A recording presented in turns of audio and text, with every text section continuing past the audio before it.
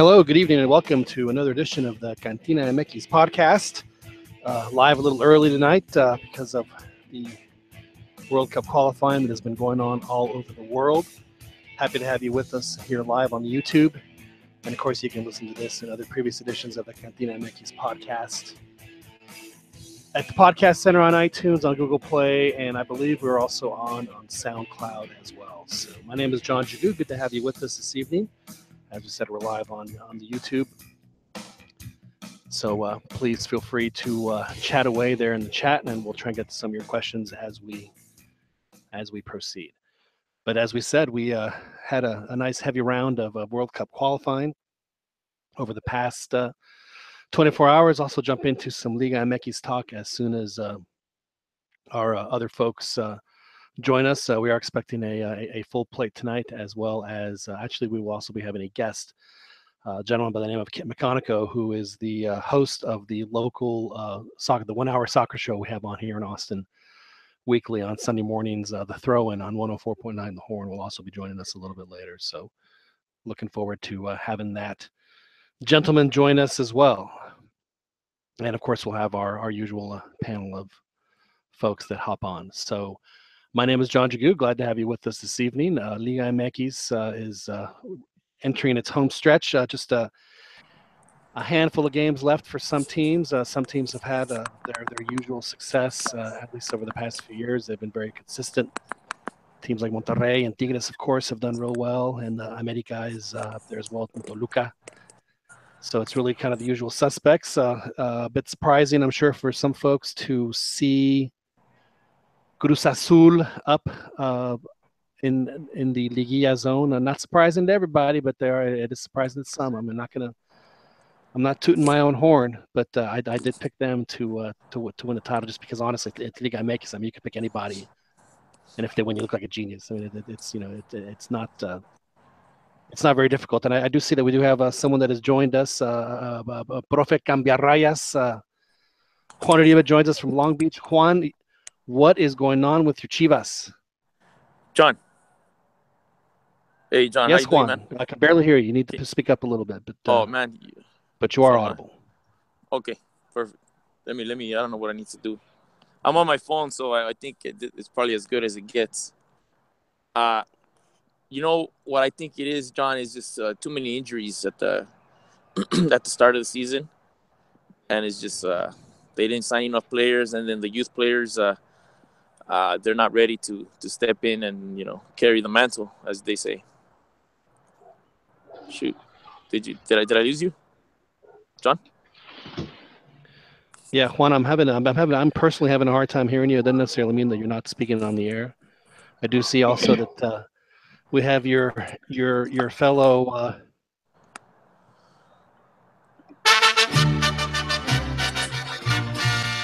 This could very quickly turn into some a Chivas hour if we don't be careful. But I see that Joel Aceves has joined us. Joel, how are you, sir? Doing good, John. Hey guys, I'm having a bit of a problem hearing you guys, so y'all talk amongst yourselves and let me get this thing straightened out, because I'm pretty sure that's something on my end. So y'all keep talking, and I'll be with you guys in a second. It's set to live. Did you guys go live or? No, I was doing some editing on my laptop, and I don't know if it changed some settings, so I have to figure out what's going on. So just give me like 2 seconds. Two. But y'all keep talking. I think that you guys aren't on the air. I just personally can't hear y'all. Well, you know what it is? I think John needs to clean the earwax, Get a Q-tip, clean your earwax in your ear. Ya bañate, cabrón. Did you see the game with Argentina-Peru? How did that game end up? Because I was watching part of it and I had to leave. My son. All right, boys, I'm back. I just had to push a button, but go ahead. Sorry about that. He's got practice. So what's up with the Argentina-Peru game? Just scoreless draw. It was as an intense 0-0 game as I've seen in a long time, and that was rough. But we'll talk about that a little bit later. I do want to jump in. So I want to get your Chivas out of the way, because in all honesty, my Pumas they are. I shouldn't have made all those relegation jokes to y'all a couple years ago, because it's going to come back and bite me in the ass. You know what, John? Here's the thing. Ahora te aguantas, cabrón. Karma is a Now you got bitch, and I am yeah, exactly. now I Karma's a have, I bitch. have to deal with it. I have to deal with it. It's but this happened also in 2011. I don't know if it. I'm gonna have to go back and look at the actual mathematics. Are you okay there? Yeah, Was it's that just was that just a you know, quarter? Was that just a quarter long, or a good half long that came up on that? man, I don't know, man. It's just this freaking crazy weather. I'm gonna Yeah. blame the weather. Yeah. So Did you it's a quarter change of a nut. I'm good. dispensaries? Did you change dispensaries? Is that No, I use the same one that Jolie told me to use. So yeah? he doesn't Trying sound a new different. stream. Trying a new strain. No, but anyway, so well, Joel, just we'll backtrack to the top of the season. This, as far as Chivas is concerned, is not a big surprise for you because you knew that they were going to struggle, and then when you throw injuries on top of which, you kind of would expect a team that didn't have a full program preseason would run into injuries. So this really can't be a surprise. Well, it's not a surprise at all to you. So why are Chivas fans so upset, Joel? Talk them down the ledge. Well, I haven't seen that much upset. Really, I think Are they as Almeida's been understanding as you good. are? Yeah, I mean, especially because of Pulido, so that helped. Not having him, that's been like the main excuse for that many fans need, you know. Right. But I mean, overall, I just think it was poorly planned. The season was poorly planned. Something they should have known, and they uh, whatever it is they went with, it obviously didn't work. So could it be then that had you been the general manager, let's pretend that you are that you and Cambiarrayas are the general managers, and you know what's happened. So that the bulk of your starters are not going to be there for a full preseason because they're doing Gold Cup. I mean, they may not even be available for the next couple of weeks. So at that point, do you just say, okay, look, these are going to be my starting guys. I'm going to go with these guys, Yeah, I mean, and as the other guys come in, we'll plug them in. one thing they've been talking about for a while has been promoting from the youth academy, and so I mean that's one thing they could have gone with, where it's like you just sacrifice the season to give a lot of the younger players, you know, more Right. chances with the first team, and and then you know that for the next season when you play when they're playing the CONCACAF Cup, uh, you'll have a team that's more prepared. They Right. probably should have gone maybe for one or two players, kind of experience, but it seems like So just like glue guys they're not really, they're just there kind of to hold the fort down, but you can count on them because they're yeah they have But experience playing. they got rid of Avion Calderon, right? They sent him to. Yeah, I yeah. think he never. Thanks a lot. Thanks a lot for Avion Calderon, by the way, because he's Well, just been actually, great for he belonged Pumas. he belonged to Santos. I don't think Chivas owned him. I think he was on loan. I thought they bought him outright, but maybe I guess it's. He is no. Well, he was at the that's right. He was at Santos, but I was actually looking forward to seeing what he could do for Puma. I thought he'd be a perfect little Pumas guy. But it just hasn't. It hasn't worked out. He's. He scored. Didn't he score the first goal in the Chepoera, or when they beat, I think it was like Bosnia or something like that? Wasn't it Avion Calderon that scored the first goal? Oh man, you're going too far back now, John.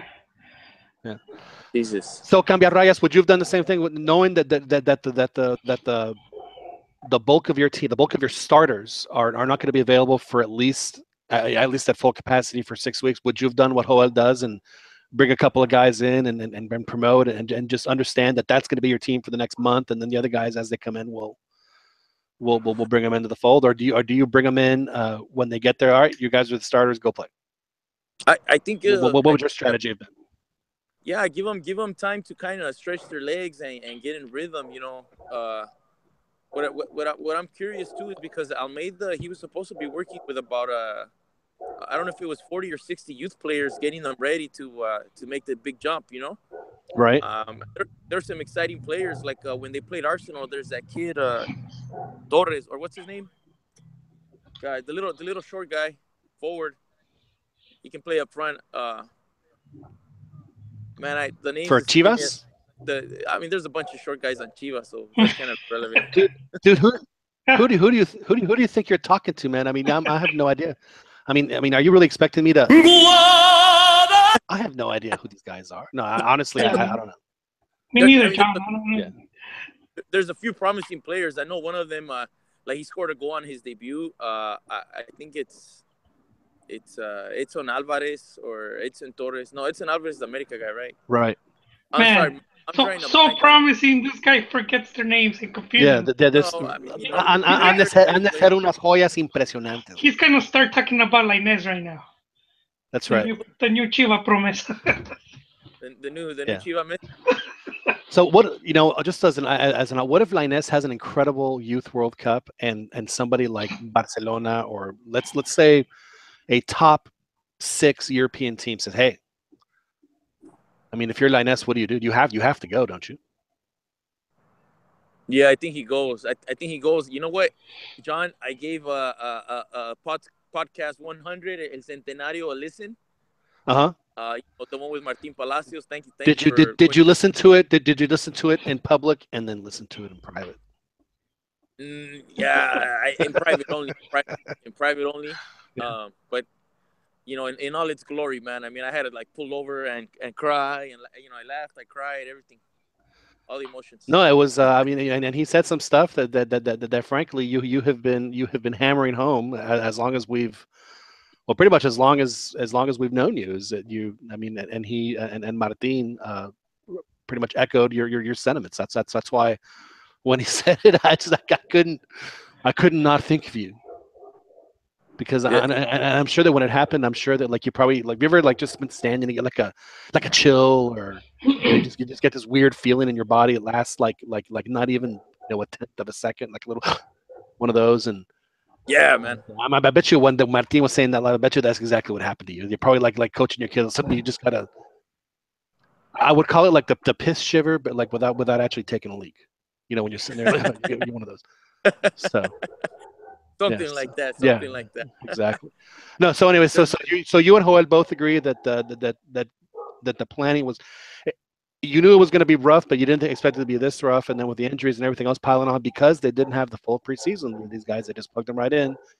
It was not necessarily good. And Joel, you brought up an interesting point, because you said that they're going to be playing the Conca Champions in the next tournament, and that's frankly a tournament that Chivas should do very well in.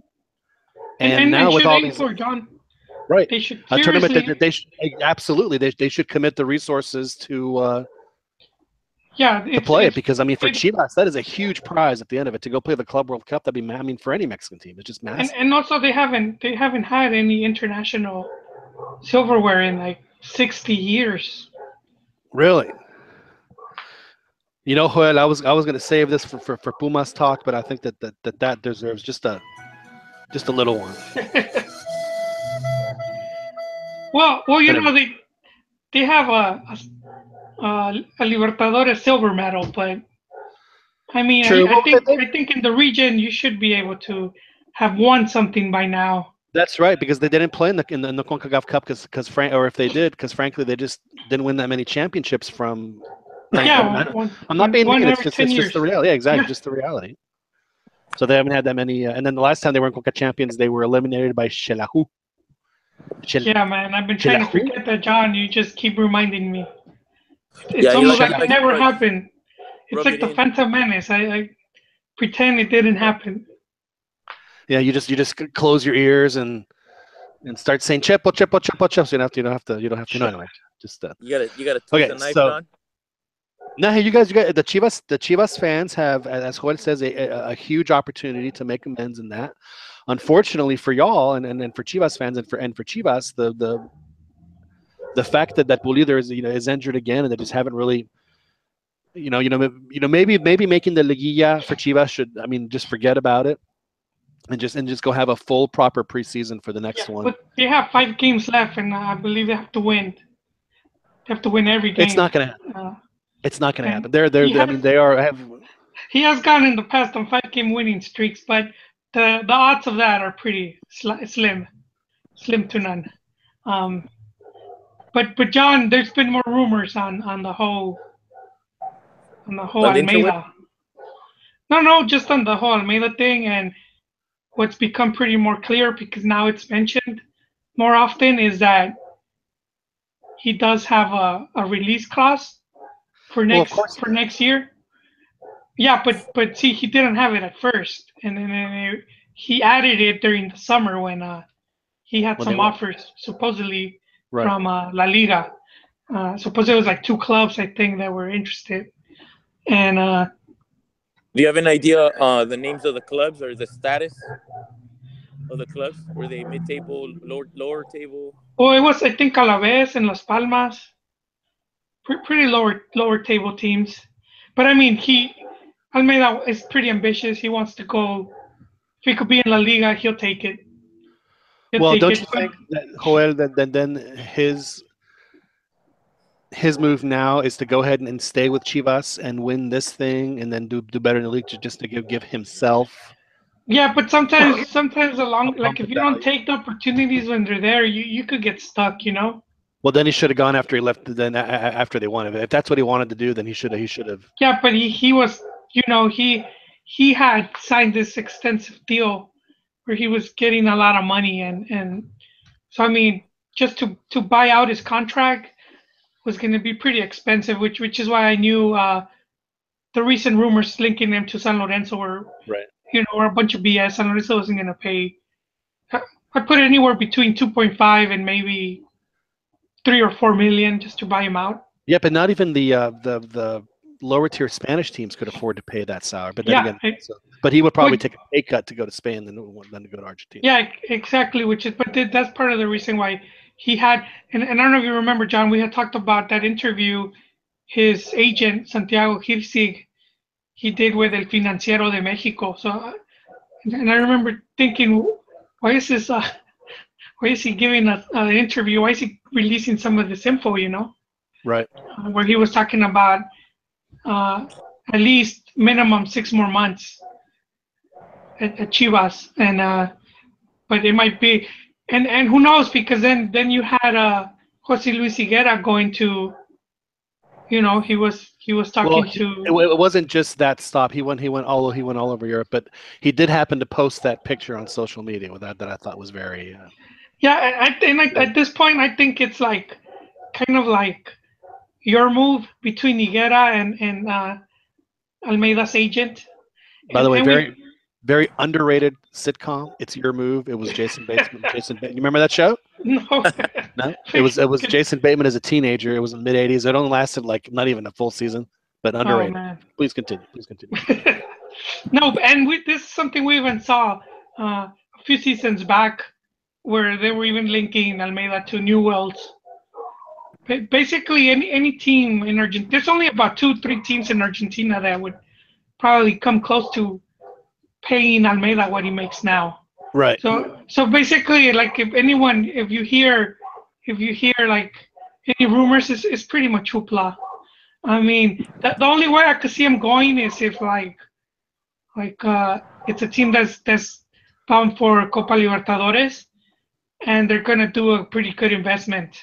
Right. So then it becomes attractive because he's gonna be in the spotlight. But that hasn't been the case. Yeah, but as it stands right now, I mean, unfortunately for him, Chivas has had that bad season, so kind of the luster's rubbed off of. But I mean, maybe some teams just aren't going to care about that because maybe they understand. So it'll be so. Then, Joel, my next question is Almeida going to be the coach in January? Who knows, man? It comes down to the relationship between him and. That's not what I'm asking you. What do you think? Will he be the coach? Yes or no? In January, man. Well, yeah, I think he's gonna still be he's still gonna be around. Chivas doesn't have money right now to throw around, and there isn't much to pick from. So I don't. Right. I don't just see them. Which was I was telling fellow Chivistas, I'm not expecting any big contratación, especially going into a World Cup. You're not gonna get any national team caliber player.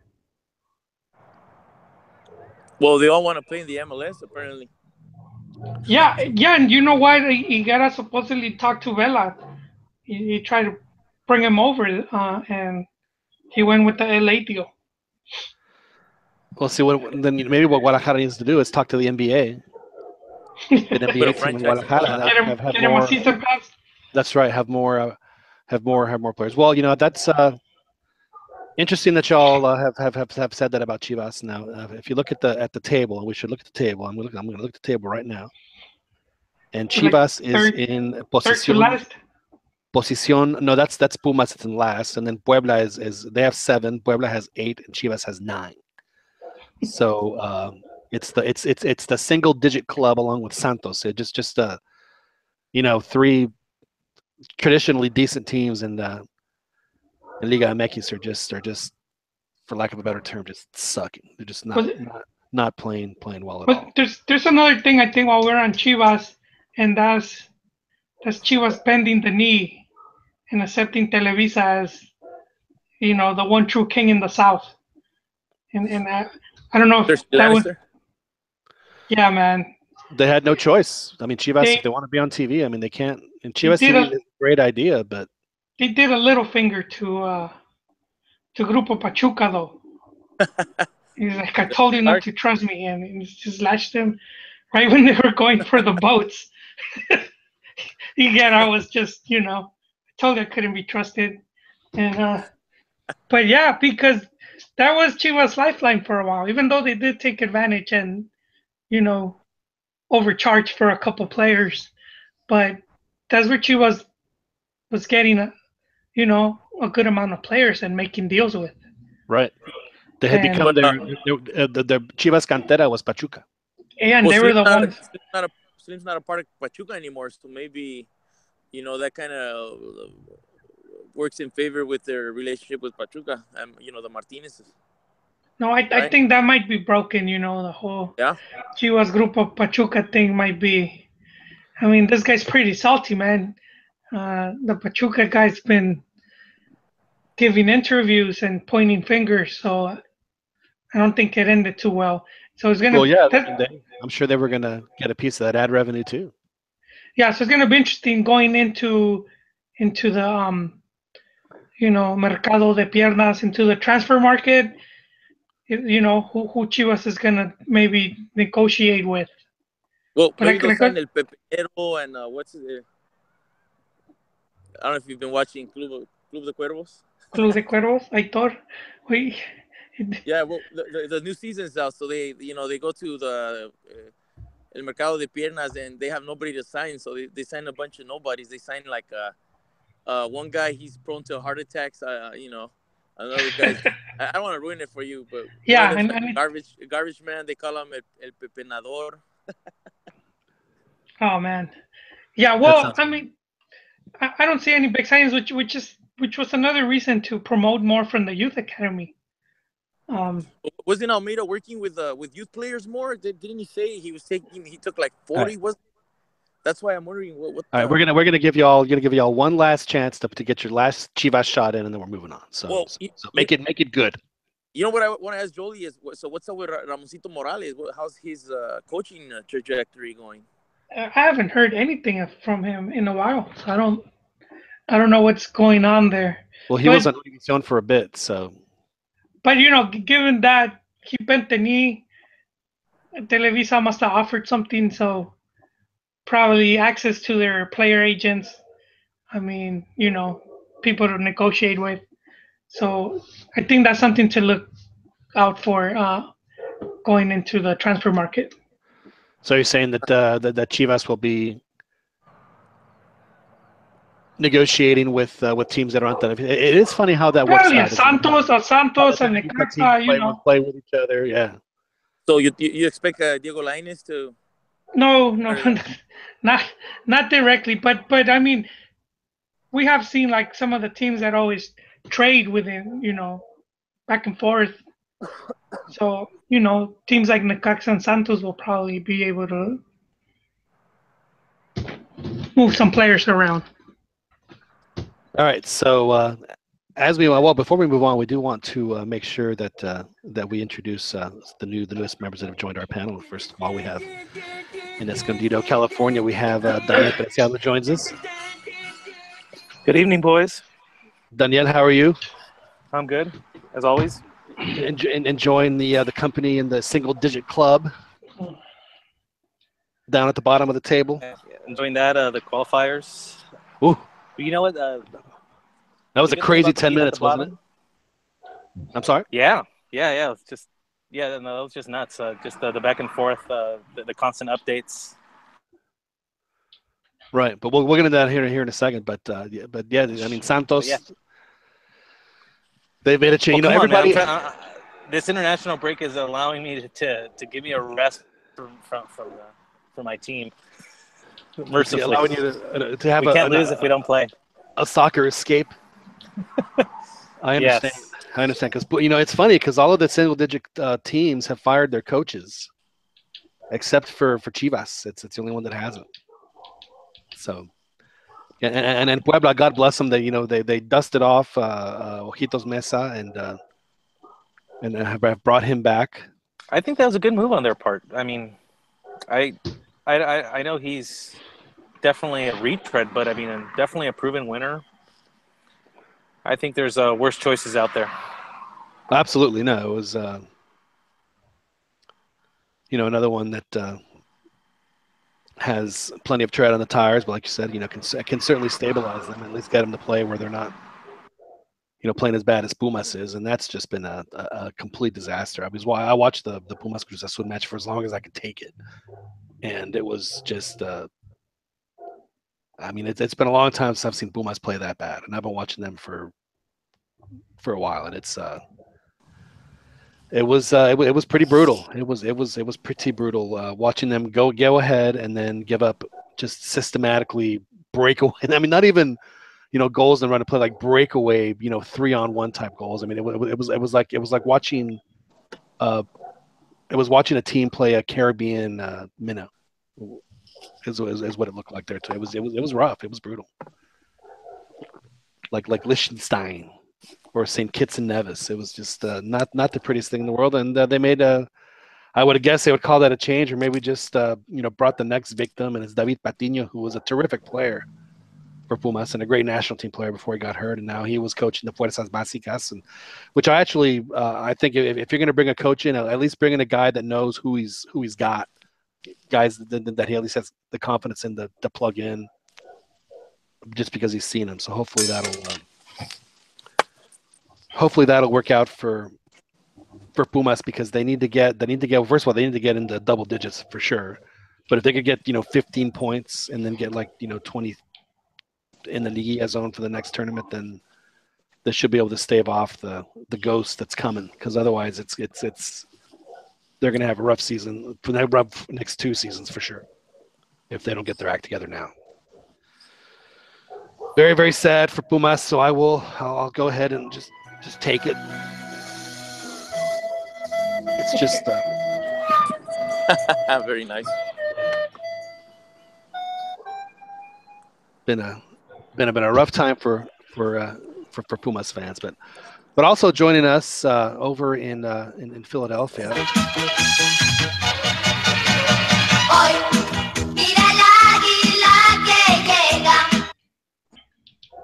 Ronnie Luna joins us from Philadelphia. Ronnie, how are you, sir? How are you doing, John? How are you guys doing tonight? So, Ron, we asked Joel and Cambiarrayas earlier about Lainez. If Lainez has a crazy good World Cup in India, and like one of the world's top 6 clubs says, "Hey, come on," if you're him, would you go? Nah, too young. Too young. Unless you're actually, I mean, like if you, like similar to Messi, where you actually have the whole family moving and stuff like that. But right, when that too young, you're still immature in many ways, and you need. And if you don't have that coach that can be like that authority figure or that father figure, you need to have that. And I think you'll get that with family. So you don't think that the European coaches are capable of being that father figure? No, they can. They can be, but I'm just saying is like if Diego goes to a team where they just treat him as an investment, like well maybe he'll pan out, maybe he won't. It's like nah. It's kind of like Kind of like what we started to see with Vela and Gio when, like, with Arsenal and Tottenham and stuff like that. It's like, I personally, I would stay. I would stay. He still has a lot to learn. It's okay. So he's sub. So if you were him, you wouldn't. But would he take it if offered? I know what your heart says. If he has a crazy one and say Real Madrid or somebody, well, not because they wouldn't do it, but like a Barcelona says, hey man, come finish your apprenticeship here at La Masia and we'll see where you go. I mean, they probably would take it, but I'm just thinking that I personally wouldn't take it, and I'd. Well, let me ask, does he have the maturity to handle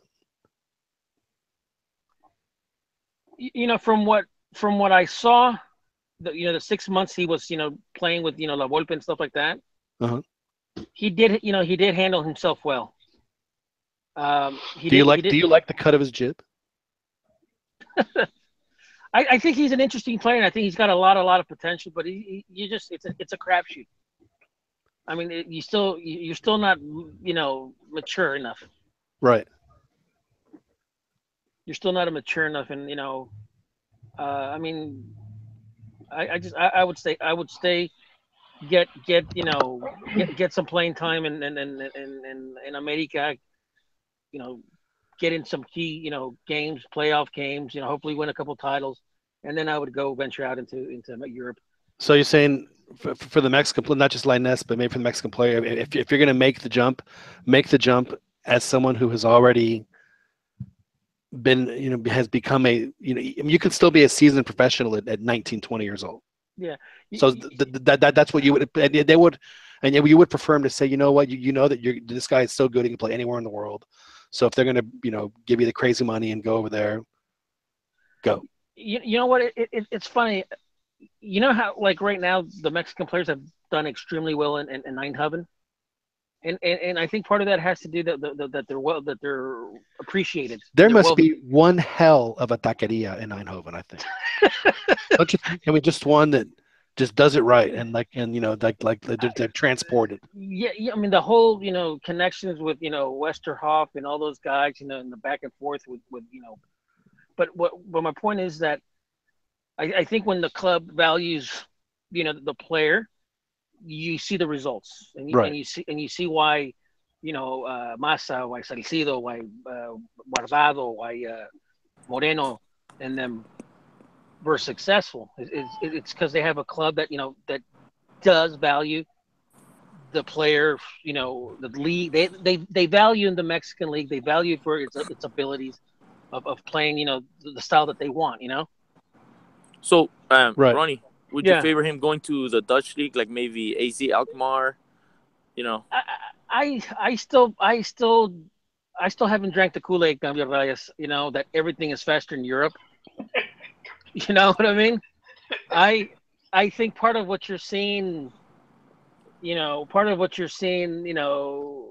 the South American teams, and why Europe has been dominating in the national team levels is because they're playing for the most part, they're playing in their domestic leagues, and they have the ability to train with the national teams.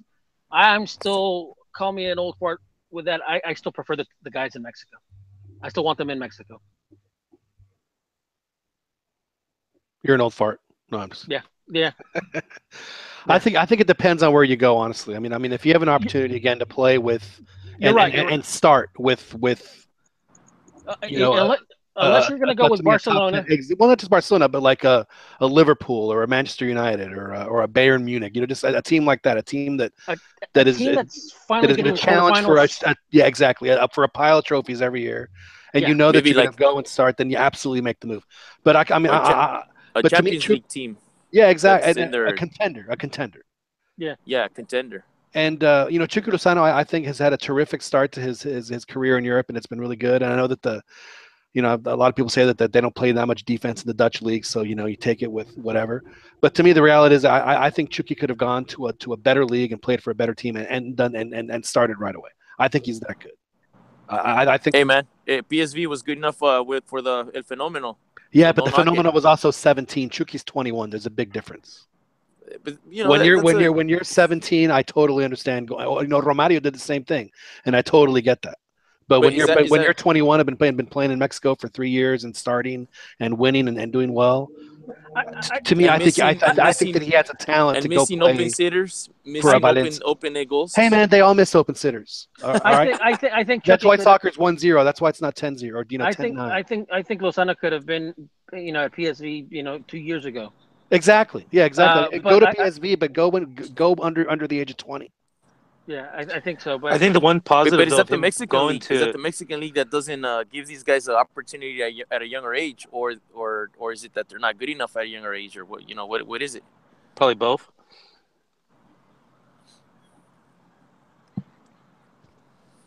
I would say probably both, or a little bit of both. I just say like the one I kind of agree with John though as far as Chucky being. I hate to say too good, but I mean, I just think the level is going to be is pretty equal to that of the Mexican league. So yeah, I agree. I think he could have gone to a more challenging league. But the one good thing about this is I think that the one thing that the Dutch league has that the Mexican league doesn't is just it's a lot more viewable. So I think it'll if he could tear it up over there, then I think a big transfer is going to be waiting for him. Yeah, if he has a 25 goal season and then happens to do well at the World Cup, then yeah, he's. Remind me, when's the last time a Dutch team made a pretty good significant run in the Champions League, like semifinals? It's been a while, isn't it? Well, it was Eindhoven and it was 2005. Yeah, okay. And I think PSV did make the quarters though last time around last year, didn't they? Yes, yeah, I think you're right. I mean that's not bad. I mean, but Mexico to your point, Mexico's the 2014 in Brazil, the World Cup, the head-to-head matchup between these two guys, the CONCACAF giant and the Dutch, Netherlands had a base basically from from within their league, so I wouldn't knock it and say, hey, right, and then that same base right now did not qualify for the 2014 Euro and is on the verge of not qualifying for the 2018 World Cup. So yeah. There's two sides to everyone. But again, I do believe these guys play against really like I've seen the qualifying groups. They're what they got Kazakhstan and they have like. Yeah, but the way Moldova that Europe and you guys can correct me if I'm wrong, but the way that Europe does the qualifying is that whatever team ends up in last place of the group, the results for the other teams are erased. They're thrown out as if they didn't even happen. It's like when they take the first, like your best and worst score in figure skate and they eliminate it, they just take the middle. So even if they play those last teams, it just doesn't matter because those games are going to get thrown out. Huh. So far, this match day with two new teams added to the World Cup, right? England and Germany, right? If I'm not mistaken. England made it. They got a 95th minute goal. Harry Kane scored, and then they advanced into the tournament. And then Germany, I don't think had any problem at all with Northern Ireland, and to the shock of no one, advanced to the World Cup again. Yeah. So if I'm not mistaken, I think they've only missed one in their entire history. The qualifying in Europe just seems very boring. I mean, it kind of. You look at the groups, and it just seems like you have to be pretty poor to not qualify. For me, the best part about the Euros is actually the second place playoff matches. Those are for me at least. And those are coming up next month. Exactly, because I remember for the Turkey and Switzerland, those are almost like life and death type matches. Right. And England played Scotland in one a few years ago. Germany played Ukraine. And Portugal is always, for whatever reason, they're always in the playoff. They seem to always make it to the playoff. And how could we forget the France Ireland with the Henry handball? Yeah, that's right. And then all the Irish cheering for Mexico during the World Cup. That is pretty fun. So for me, that's the only good part about the Euro qualifiers, because I agree with Dan that it's you'll occasionally have one, maybe two groups of death, But other than that, you know, I really like watching the playoffs because they tend to be intense. Well, And I it should will get, say that the Tartan Army is they are in it to win it. They have a chance to make it to the playoff, which for them would be massive, if because they won today and they're now in second place in the group. England won their group and they're in second place, I think, with 17 points. And then there's the Slovenias and Slovakias are at 15 and 14, and they play Slovenia in Slovenia. So I believe if they earn a tie, if they get a draw out of that, then they make it to the.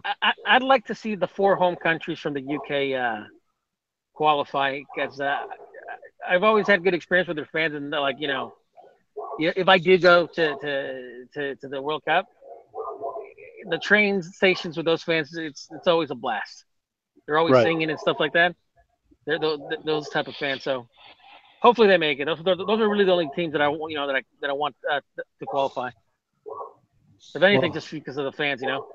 Well, Scotland have terrific fans, and they've played in plenty of World Cups, but they have never made it out of the group stage. The Scots,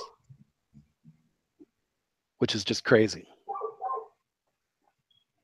They've had opportunities, but it just I remember actually in Mexico, they had if they could just beat Uruguay, and Uruguay was down to like 9 men, because they like in the first.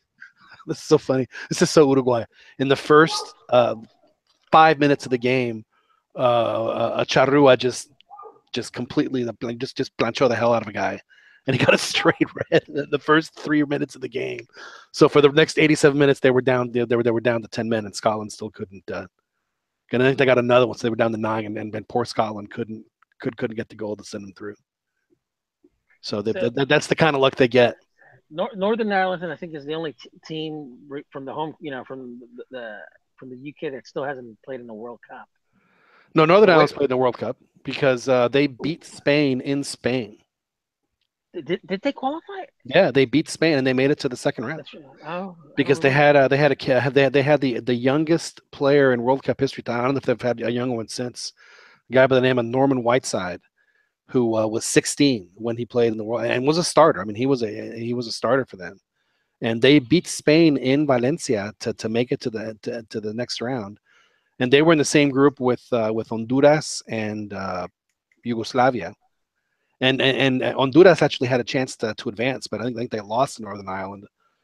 And had they even just drawn that they were the ones that would have advanced. No, does John keep a copy of Historia de los Mundiales in the bathroom or something? I do have. Hey man, I'm a World Cup guy. I know the World Cup. 82. That was pretty good, John. I was too young to watch that World Cup. That was I mean, Argentina. I kind of remember watching. I mean, I remember Mexico getting their ass kicked by the Germans, 6-0. That one will always stick in my memory. And I remember that memory I've told you all about being on the bus. Yeah. But other than that, I have very small. But Spain '82, I remember the hell out of that one. That was. I mean, that's really where I fell in love, because Brazil was. Even though you missed out on Maradona, they hacked him. They hacked him out of the tournament. Well, he hacked himself out of the tournament, but he had his moments. I mean, not like Mexico, but I mean, he had a few. But he was. But that Brazil team, they were, my God. I mean, they were outstanding. And for a 10-year-old kid to watch that, you're like, I mean, how could you not just totally be a fan for theirs? Just the way they played was incredible. What Zico said, that's the day football dies. when they lost to Italy. Yeah. Yeah. I remember that day clearly. I remember that just that whole game was like the whole Televisa, everybody, they were just completely in shock because they were obviously the home team. I have seen the '82 Brazil team because you can watch the games on YouTube. I don't know if they still have them, but those games I did watch, and it was such a delight to watch. That Brazil team from '82. Hopefully, La Volpe reviews them soon. That would be outstanding. I would watch that. I think I haven't had a chance to watch the Brazil '70. But just a quick plug for Bigoton. But for those that don't know, he started a YouTube channel, and he reviews teams and breaks down their tactics. Isn't it the Vigo vlog? Yeah. That's fantastic. Nice. That's He's La just, Volpe, huh? yeah, he just has one. He just put it up recently. So it's Do you I hope think it's taken. you I guys hope do it's. you I guys hope think it's taken Fernando serious. watches that one with the door closed? It starts And with some lotion. Yeah. No, I'm curious if at some point or another the if La Volpe busts out with his famous. Well, see, it sucks when the machine doesn't respond because then you can't get to it quickly enough. It really sucks. But Yo siempre digo que el fútbol algunas veces, en mi punto de vista, es como un ajedrez. just go ahead. Oh, there you go. Did I tell you about the interview that he was? It was he was in Argentina, I think, with Fox Sports with Diego Latorre and them, and he was just talking about he was talking about a lot of topics, but he was also talking about the final that he had lost, with America and stuff like that. But really good interview. Talk, and talking tactics and all that type of stuff. So hopefully his blog takes off. yeah. Or John, maybe Pumas would send him an offer, man. That would be outstanding. He's got a bit of both of what they want, working with youth. You'd have Hugo criticizing him every day. Hugo will be super salty. But I think Hugo wants to buy Puebla, so I don't know. Wait. Wouldn't it be funny if Jose Ramon and Hugo buy Puebla? Wait. You got info on this, or you're just Yeah, shooting he even admitted to it on yeah. Spicy Soccer. I remember that. He was going to buy Puebla, right? Or he was going to be one of the two. He was looking into it. He was looking into it. Yes. Yeah, and the owner even talked about it. Puebla owner said, "Hey, show me the money." And then Higuera called him out on it too. He said when you own the team, then you could talk. Wait, why is he get out saying that he owns the team? No. Higuera was on Spicy Soccer. This was a few months around the time of the whole Chivas TV ordeal when Chivas, that mysterious clause appeared, that extension clause. Was that the episode? Was that the episode where hay niveles? Yeah. That's hay niveles. But who was on? And he got him pretty good, man. I gotta give him credit to Higuera when he said it was all about money, and he told Hugo how when you came back from Spain, you didn't go to Pumas, you went to America, and Macho didn't really have anything to say there, but he said, hey, if you get Puebla, then we'll talk about some of this. He's telling them he was going to see the business side because he was getting criticized for extending the contracts with Cubavisión and then with TDN. Interesting. Man, Cambio Rayas seems like out of the loop. You need to subscribe to our newsletter, man. Yeah, you know what? For some reason, you guys blacklisted me. What's up with that? Is that Beto? Probably, man. You didn't send him his teeth. With Beto? You need to start sending your teeth. I know. They're accusing us. He's after my shekels. All right. So now that we have everybody here, we do want to jump more into World Cup qualifying, which, as you guys know, we had a crazy 10 minutes. The last 10 minutes of what we saw in South America here, there toward the second half. But joining us now, we do have a gentleman who is the host of the only 1 hour soccer show here on Austin Radio, locally in Austin at 104.9 The Horn. He is also the voice, at least he was, I'm hoping he still is the voice of Southwestern University soccer up in Georgetown. And he does host a couple of high school shows here as well on 104.9 The Horn. It's just a very busy man, so we're very, very happy to have him. And of course, he is an Austin High graduate, and I don't know if y'all know about Austin High, but it's like where a lot of like the millionaires go. I don't know if he's a millionaire, but I know for a fact that he's a millonario, which we'll talk about here as well. And with Without actually, I do have a new guest intro. So, ladies and gentlemen, let me lay on you. A great entertainer. A great entertainer. A great humanitarian. A great humanitarian. And my dear friend for 25 My years. dearest friend for 20 years. I'm talking about Kit McConico. Kit McConico joins us here on the Cantina MX podcast. Kit, how are you? I'm well, thank you, John. I like the intro. It's a nice tribute to Bob Fosse there. I like it. Yeah, you're welcome. I'm glad you knew where that came from. So thank you for that. That's for those who don't know, that was a little bit from All That Jazz. Well, Kit joins us. As I mentioned, he's the host of the Throw-In here in Austin. It's an hour-long show, and I wanted to bring Kit on because it's not very often that the U.S. goes into the ninth game of the hexagonal without not only not having qualified for the World Cup, but being in danger of not making the World Cup. So I kind of wanted to take the temperature of what I would consider your average passionate U.S. fan in regard to that. But my first question to you, Kid, is I said that you're a millonario. How did the question we ask every guest that comes on? How did the Sorting Hat pick River Plate for you? I was lucky. I was visiting Argentina. I went to a match, the first match I ever went to in Argentina. I met a gentleman who worked for the club. He invited my mother, my brother, and I into the stadium. We met the president at the time, Jose Maria Aguilar. He took us to the trophy room, the locker room.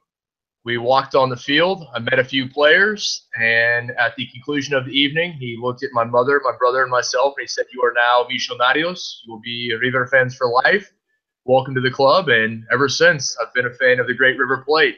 You know, it sounds like the Sorting Hat was giving you the hard sell there on River Plate, having to make you. I mean, to roll out the president to meet you, just to be a fan of there. That's a little heavy-handed, don't you think? I mean, do you think that you would have gotten the same kind of treatment over at the Bombonera? Absolutely not. And I know people. I'm lucky that I know people that have been fans of River for generations that have never walked on the field. And the first match I ever went to at El Monumental, I was able to walk on the field and go in the locker room. So I will always be grateful and I will always be a Micho, and very, very happily so.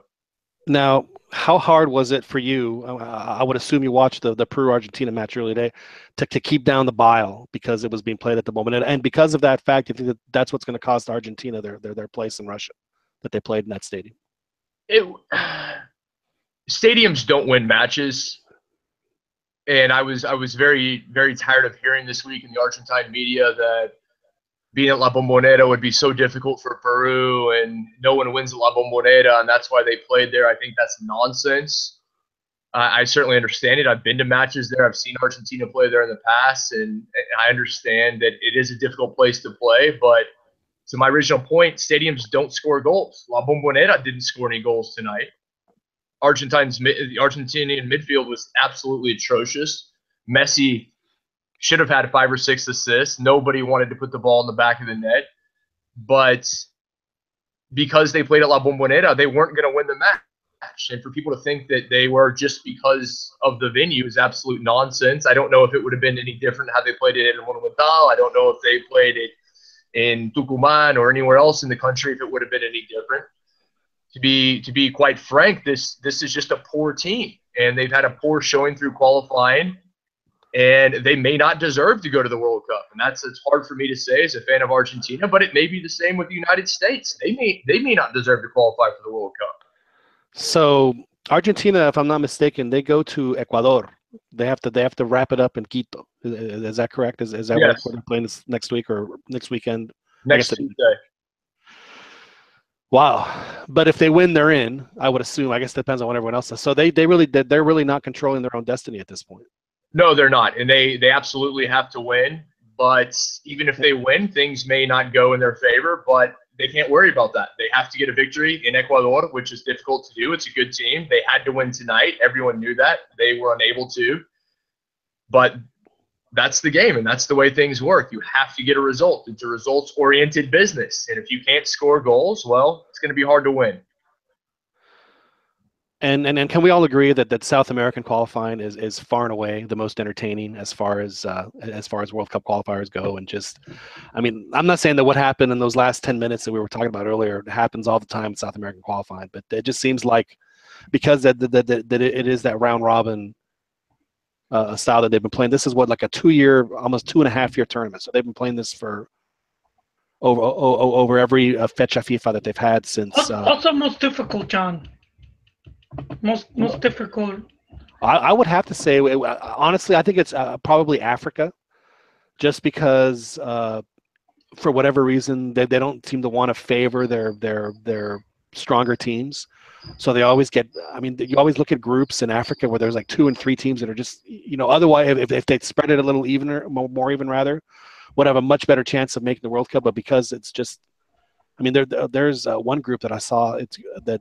I mean, two really good teams are not going to make the World Cup, but if they have different kind of a qualifying format. But I mean, as far as top to bottom, I would have to say South America for sure, because I mean, even a bad Venezuela team is still pretty decent. Well, even right now, the difference is between 1 and 2 points. Well, yeah. I mean, let's look at the table right now. I mean, I've got it. If I can just remember where it is that I put it, but I have it right now. And so Brazil has qualified. They're in first place. They have 38 points, but Uruguay has 28.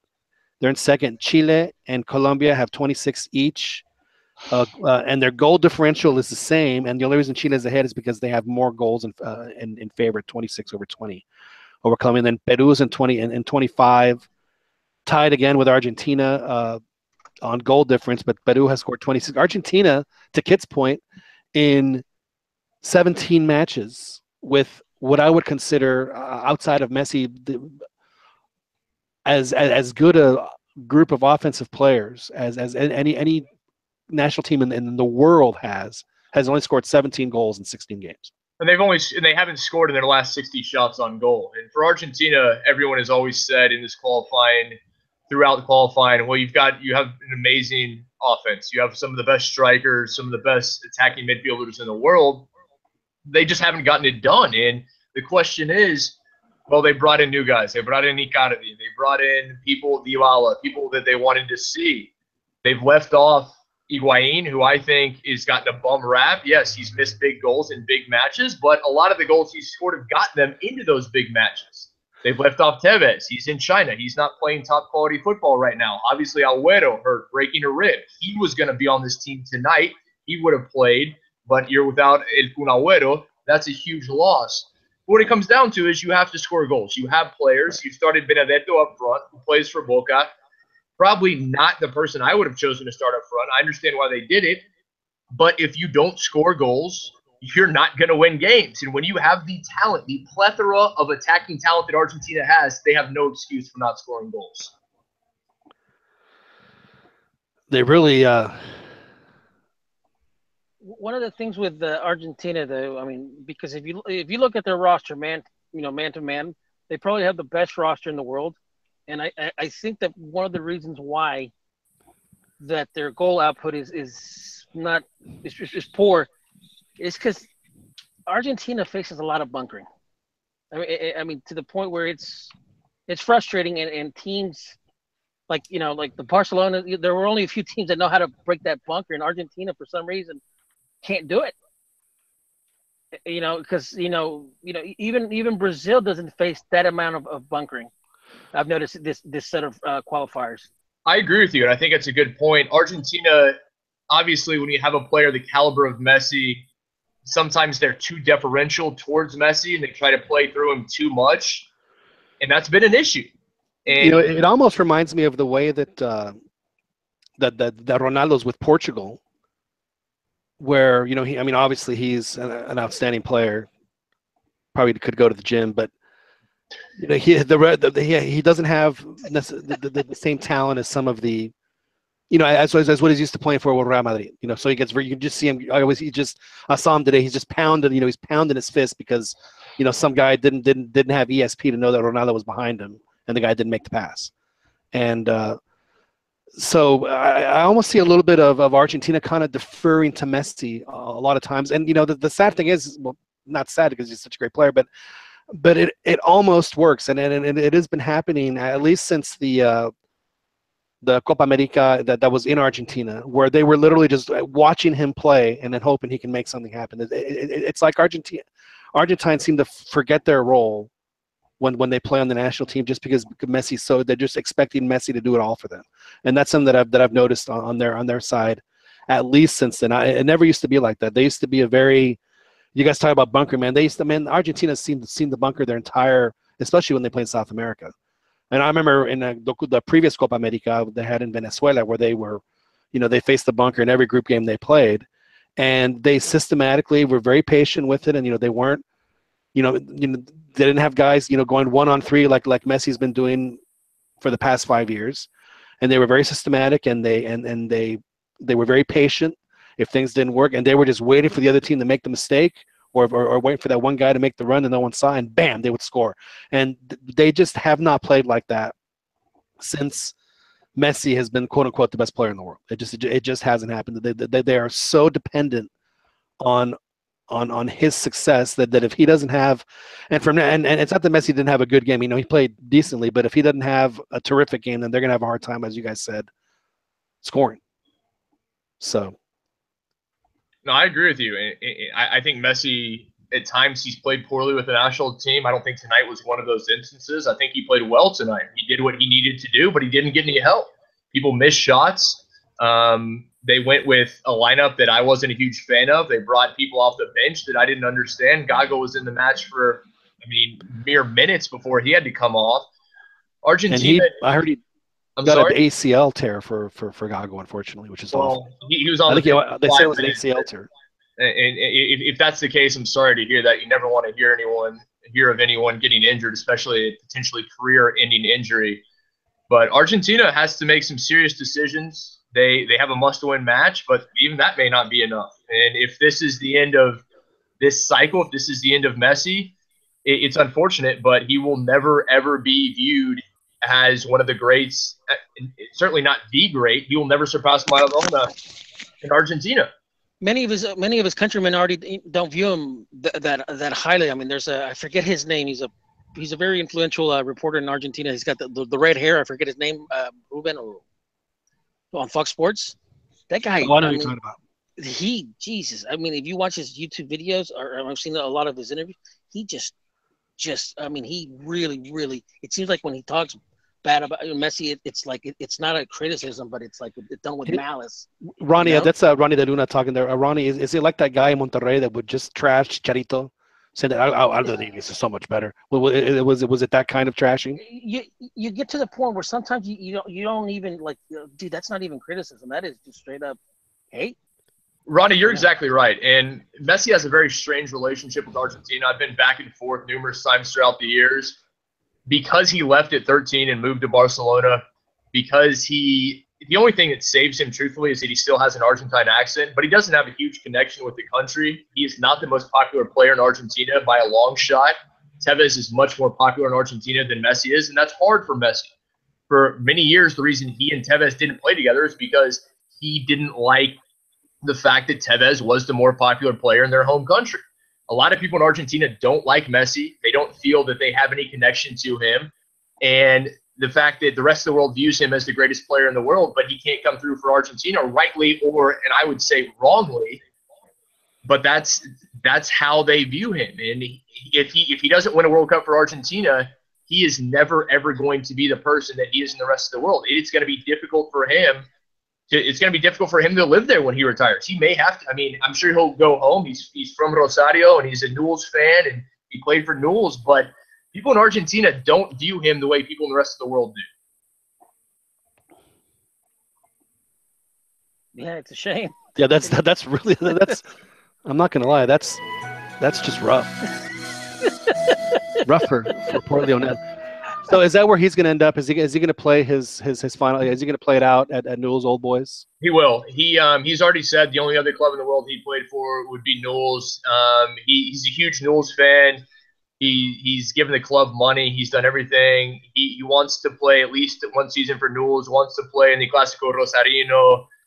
He wants his family to be able to go home and see him there, and it'll be good for him. It'll be good for Argentine football. He didn't say Pumas. He did not say Pumas.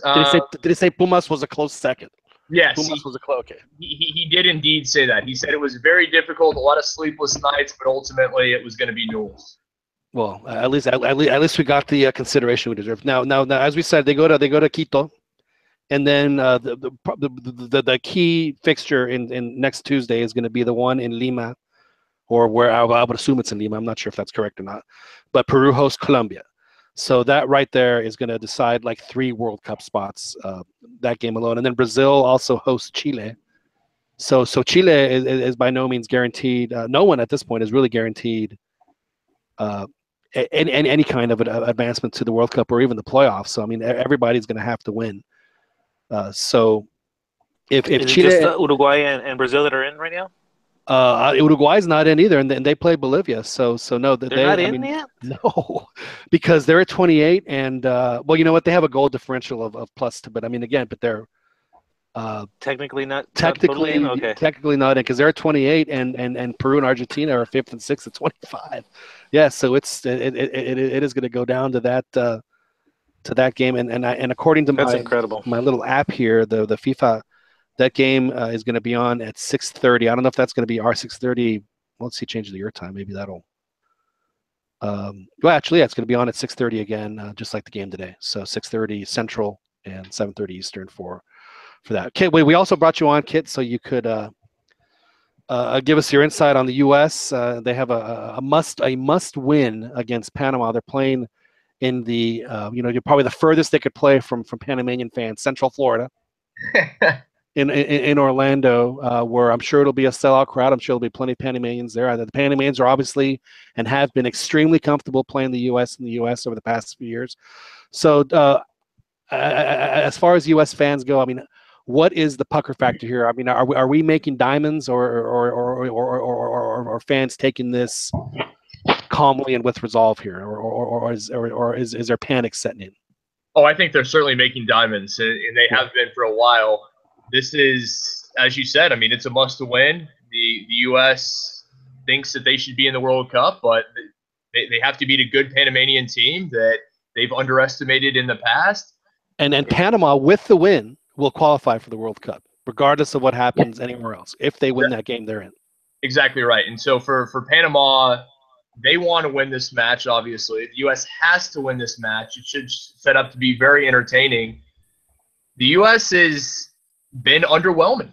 They've lost matches that they should win. They should qualify for the World Cup, especially coming out of CONCACAF. And CONCACAF has improved. Panama has improved. Costa Rica has improved. Honduras has improved. But even so, the population, the quality, United States should be in the World Cup. If they're not, if they don't make the World Cup, well, they're going to have to do something that, well, quite frankly, they're going to have to go back to the drawing board again. They had to do that when they elected to get rid of Klinsmann and bring Arena back, and they're going to have to do it once again if that's the case. Now, did the letter that Bruce sent out this week, was that delivered to your inbox as well? It was. They were very kind to include me on that. I see. And so as far as I saw Steve Bradley a few weeks ago, I think it was before the Costa Rica match, where he was just, hey, y'all don't worry about this. We're going to qualify. But this was before they had actually lost to Costa Rica. So, I mean, honestly, on a scale of 1 to 10, right now, where would you put their chances to qualify? Because even if they make it into the playoff, I mean, neither Syria nor Australia are going to be an easy out at all. No. In fact, I would even say that Syria would probably be the more the tougher of the two, just because of the travel involved. I think Australia, even though it's a longer trip, is a little easier to get to. So yeah, it's so as far as that is concerned, where do you put the chances right now on a scale with like what percentage are they going to qualify? I would say that it's to be perfectly honest, I would say it's 50-50. And I know that's kind of a cop-out, but I don't think it's any better than that. They haven't given me any reason to give them any more chance than that. I'd like to say it's maybe 60-70% that they'll qualify, but I don't think that's the case. To be perfectly honest, this American team has not shown up. They haven't won matches, and now the pressure is on. The pressure is on their shoulders. They have to win, and I don't know how they're going to respond. But why is that, though? I mean, for the past, Oh, I don't know, 15, at least 15 years for sure. I mean, the U.S. has always been a team that has been characterized by, especially around here in the CONCACAF region as a team. I mean, even in other tournaments where they just found a way to get the result that they needed, literally by any means necessary. They just always were that one team that just just had a great attitude about it, and it doesn't seem like they seem to have that right now. Well, what has changed for the U.S. not to play with that chip on their shoulder that they used to play with and had so much success with so many years? John, I think that's a great question, and there are a lot of people are asking that same question, looking for an answer. Alexi Lalas went off on his rant, if you could call it that, a few weeks ago, calling them a bunch of tattooed, spoiled, overpaid millionaires who don't perform. And I think he's right. It used to be that they were the underdogs. They were always the underdog. They were having to fight against Mexico. They were having to fight against teams that people thought were better than them. And they really took to that underdog role. They relished the underdog role, and it suited them very well. They haven't been the underdog as much recently. They've had better teams. They've had players. They're more well known.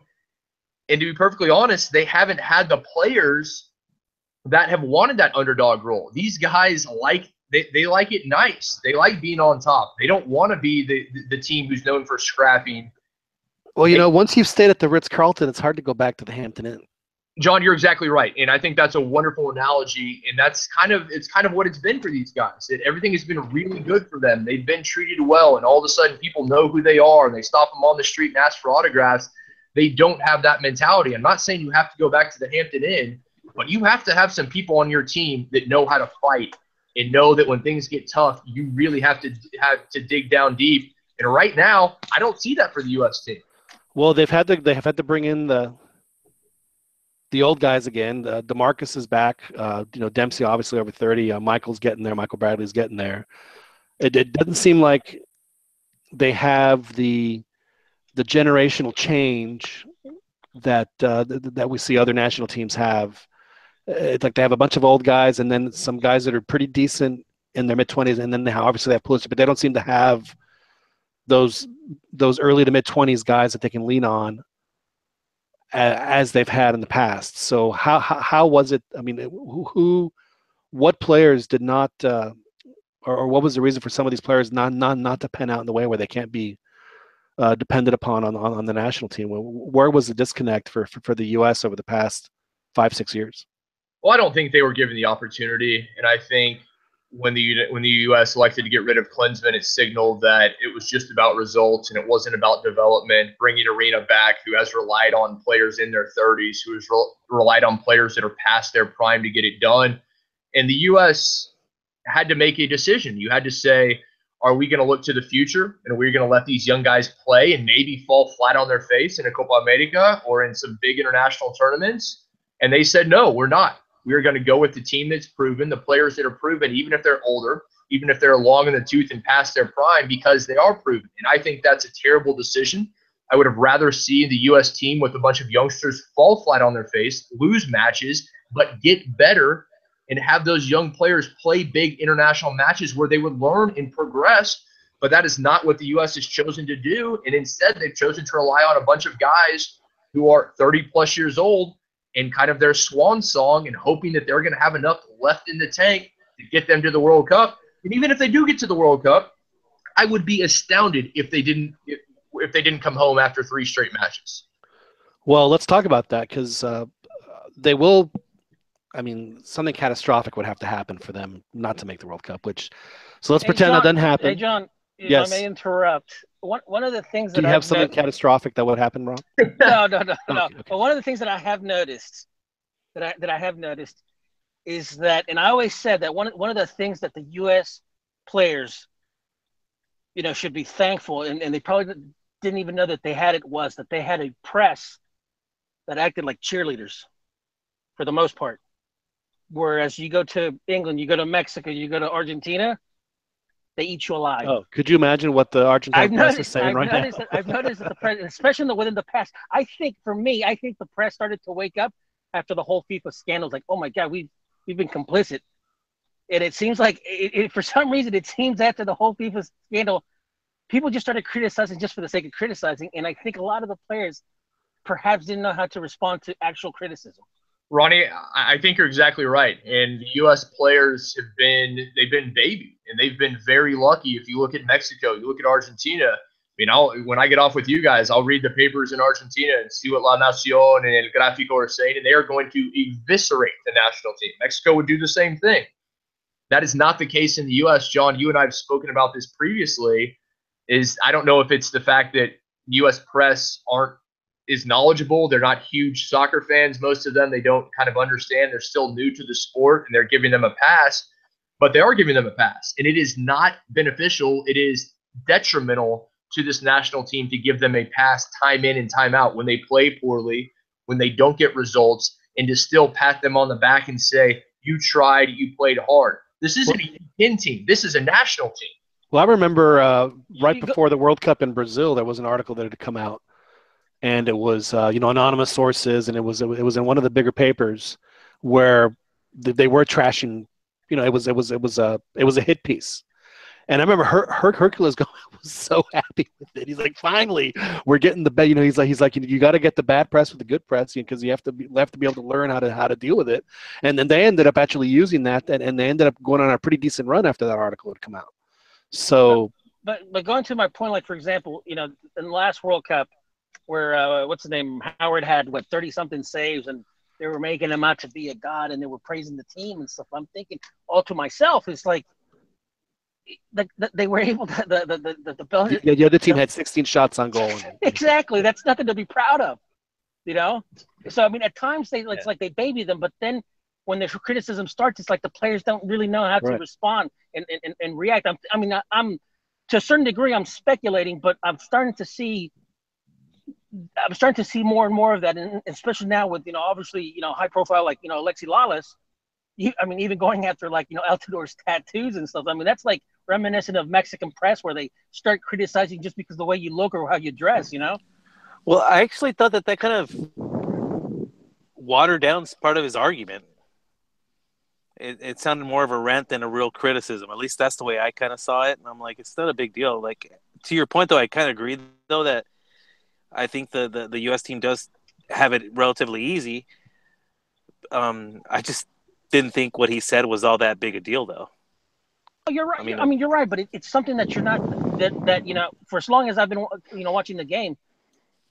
Obviously, I don't see U.S. reporters attack their own team. They've always been cheerleaders.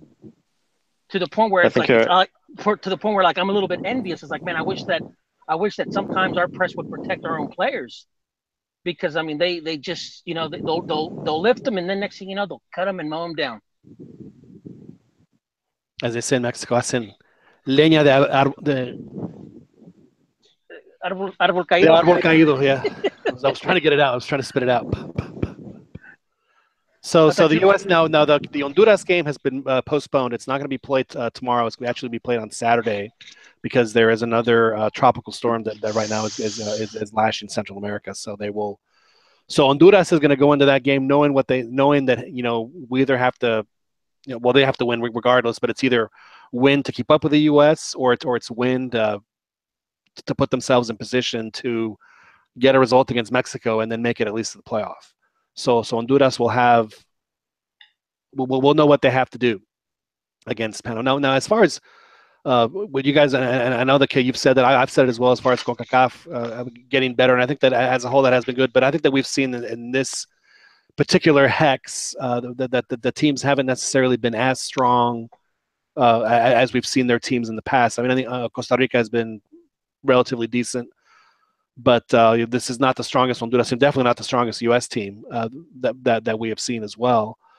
And Panama has they have this tomorrow has to be the biggest day in Panama sports history. And if they're able to get the win, they're going to call it a national holiday. There's no, because they'll qualify for their first World Cup.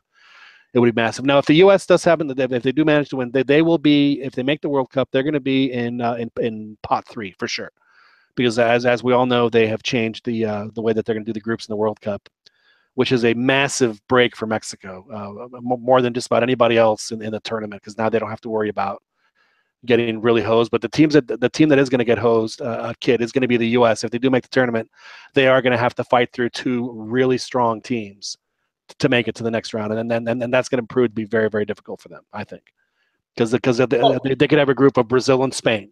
I mean, that could be a group because Spain's in pot 2. You're exactly right, and that's the luck of the draw. That's how it works. The U.S., if that is indeed the case, they'll be lucky to be in the World Cup, and they will have to go up against teams of that caliber. And it should be a learning process for them. And they should learn and say, we have to improve. We need to do better. We need to qualify near the top, and we're not going to have to take on Spain and Brazil. But as a U.S. fan, I don't have any problem with that. I don't have any problem with the U.S. going to the World Cup, losing 3 matches and coming home with their tail between their legs, because that's how it works. And hopefully, if it does happen, hopefully that'll be the impetus that maybe they actually improve.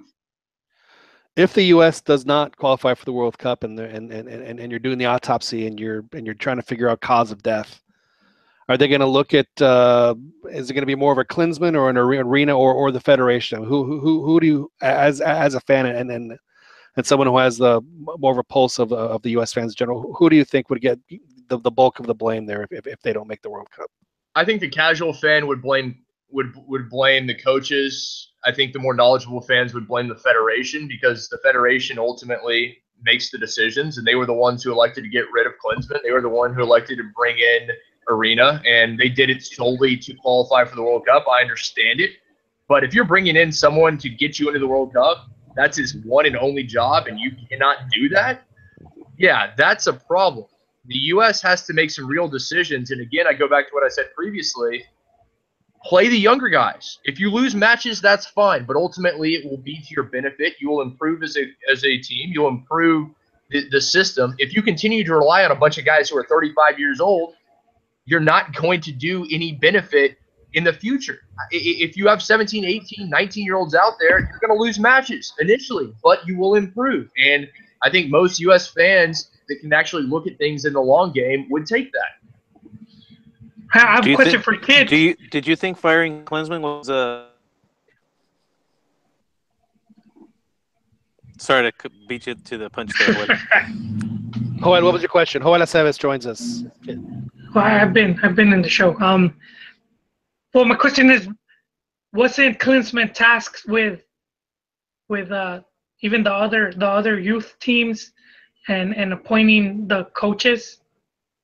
He was, and that was part of it. That I personally think he had too much on his plate, managing the national team and trying to basically start a youth system. I mean, the U.S. had a youth system. It wasn't ever extremely successful. He was trying to do that. He was trying to build it on a German model. He had a lot to do, and for me, he just had too much to do. Also, the U.S., as is in a lot of cases, they grew impatient because it seemed that they weren't going to qualify for the World Cup, so they panicked, and they removed him and put Arena in there. But you also felt he looked down on MLS. Yes, very much so. He made a big mistake there because the U.S. had achieved a lot just with their domestic talent. I could not. I'm sorry. Yeah, no, and then to just kind of like look down on the league and at some points even talk bad about it. I think that hurt the team and also ultimately his post. I think you're exactly right. I think you are 100% correct. Looking down on the MLS, speaking ill of the MLS, not respecting the MLS. If your domestic league isn't strong, it's going to be hard for your national team to be strong. We've seen that in Mexico with the 10-8 rule, as it's kind of diluting the national talent in Mexico. I've seen it in Argentina, that if you're 17 years old and you're a good player, you're in Europe. You're not in Argentina anymore, and that's detrimental to the national team. You need a strong domestic league. Generally, you need a strong domestic league to have a national team. And you look at Germany, look at Spain, look at Italy. They all have very good domestic leagues, and they have good national teams. That's not a coincidence.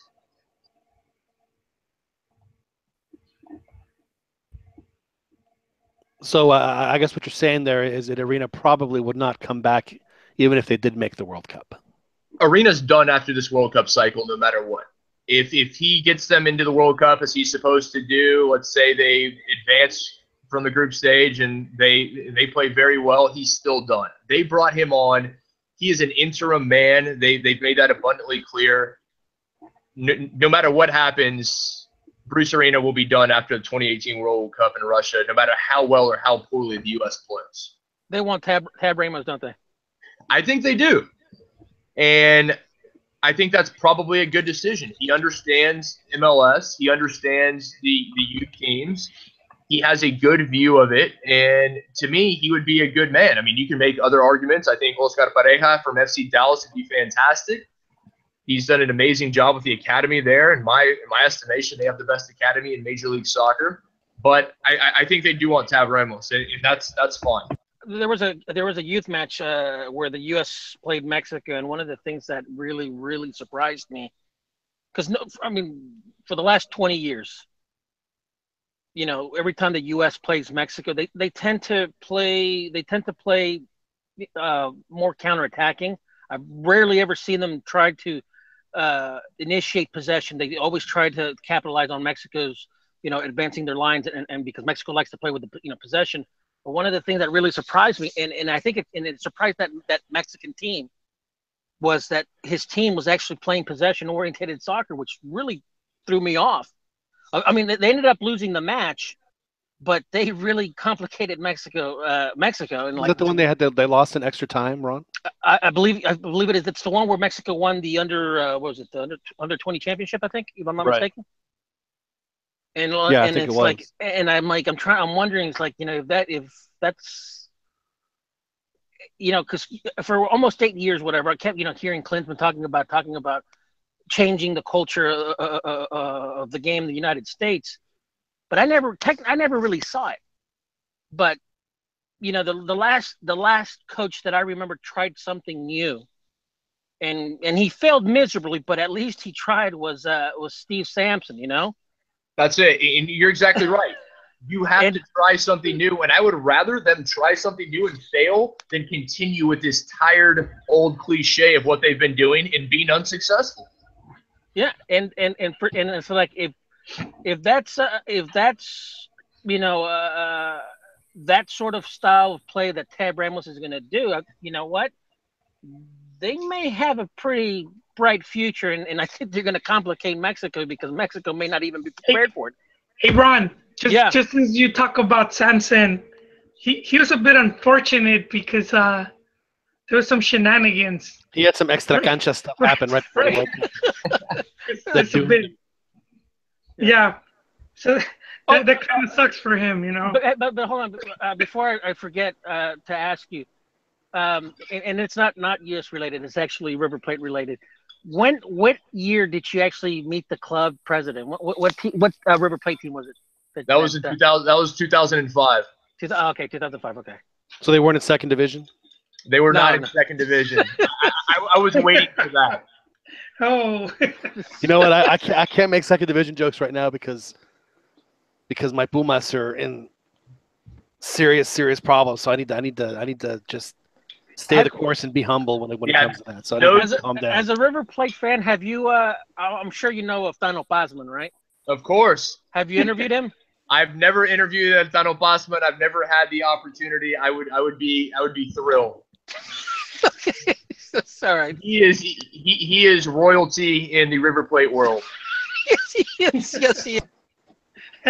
When Chivas was on the verge of relegation, I kept hoping for a Mexican version of Tano Pazman, because I'm an Americanista, but I was really hoping that something similar would play out, like we will probably not get it, man. We don't. We're not at that level, man. No, not you. No, not now. But who knows? Maybe Pumas. Maybe I can get my LOLs that way. Yeah, I got a question going back to the U.S. on the what Ronnie was saying about the changing the style of play to more less defensive and more possession style. Do you think the U.S. has the talent, the technical ability, and on the ball skill to actually implement that and be successful? it seems I to don't me that. I'm sorry. Go ahead. Oh yeah, go. No, well, it seems to me that they've sort of played to their abilities, their strengths, physically, and in the whole Bruce Arena era with their defensive style of play. I was just wondering what your thoughts on that was. Albert, I think you're exactly right, and that's kind of why they brought Arena back, in my estimation, is because he does play to their strengths, and they realized that to get into the World Cup to qualify, that's what they were going to have to do. They were going to have to play physical, a lot of times an unattractive style. I don't know that the current team has the ability to play that way, but I think some of the under 21, under 19, under 17 teams do. They're much more talented. They're much more technical at their young age. And I think if you put Ramos in charge, that will be increasingly the style of play they choose. And if you can get a team that has technical ability, a team that can play on the ball, and you pair that with the athletic ability, the physicality that U.S. players traditionally have, I think that's a great combination. You're going to have big, fast, strong players who actually have a touch and can play quickly. And I would like to see them play that way. I would like to see them play as the aggressor as opposed to sitting back and waiting for those few and far between counterattack opportunities. And when you play as the aggressor, obviously you expose yourself and you can get caught in the counter, but it's more attractive. And I would like to see that. I think American fans in general like to see that. But it's a risk. And we've all seen that the U.S. team doesn't like to take risks. The FA doesn't want to take risks. They're playing things very slow and steady. And they're going to have to make a change. And they're going to have to say, you know what? We may lose some matches. We may lose really badly. We may lose some tournaments. We may not qualify. But in the long run, is it worth it? I think so. Well, I think, to go on to what Beto asked about, does the U.S. have those type of players? I think that one of the things that I think they'll have those players. I think they have some players that do have those abilities. But one of the things that helps them out, and this goes back to MLS, is that they've attracted some really good talent, from South America, from Europe, that have nice touches. And then I think overall, the younger American players from MLS catch on to that. It kind of reminds me of 78's the Brazilian player Dersu. It's really famous thing in Mexico where he would say that he would pass the balls and his teammates, the Mexican players, would return watermelons, referencing the lack of technical ability.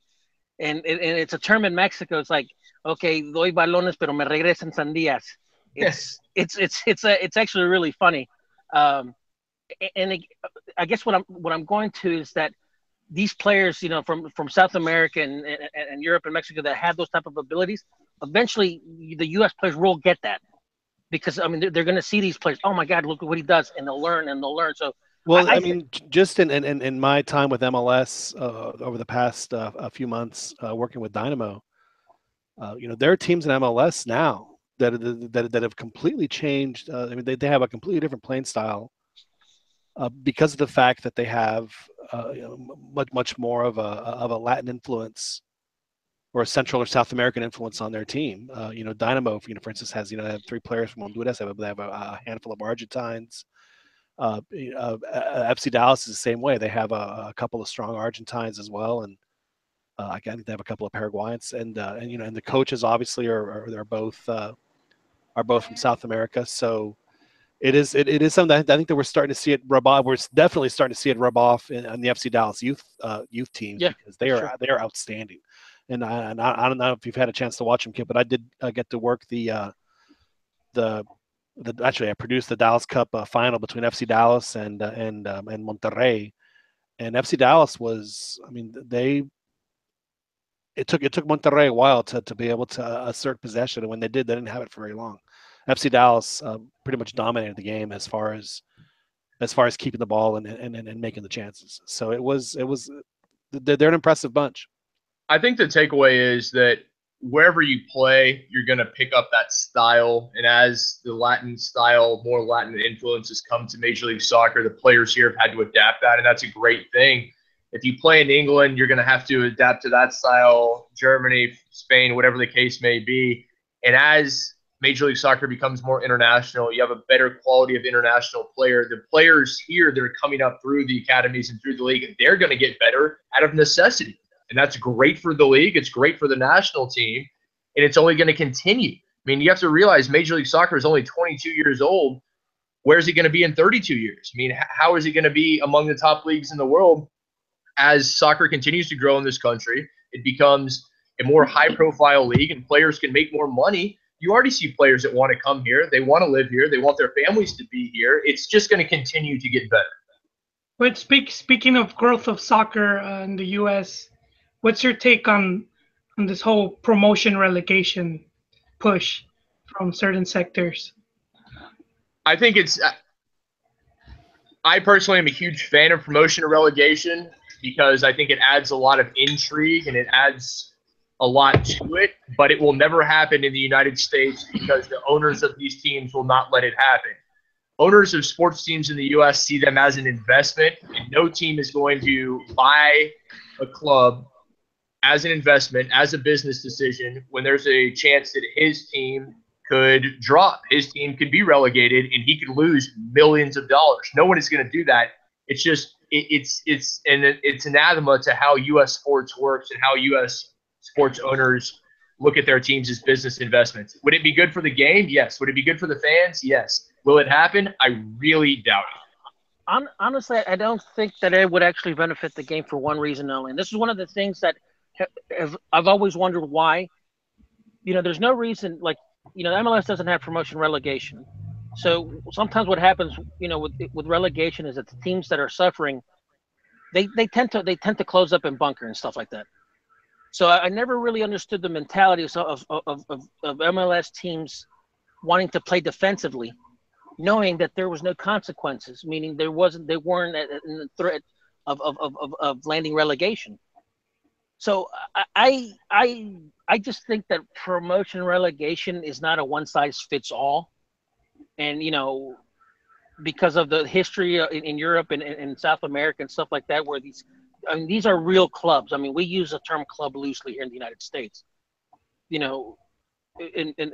countries where it's clubs, these guys are members of the club. So I mean, and it's also hundreds of clubs across the country. Yes, hundreds of clubs. So whether you're in the first division, second division, you're a member for life.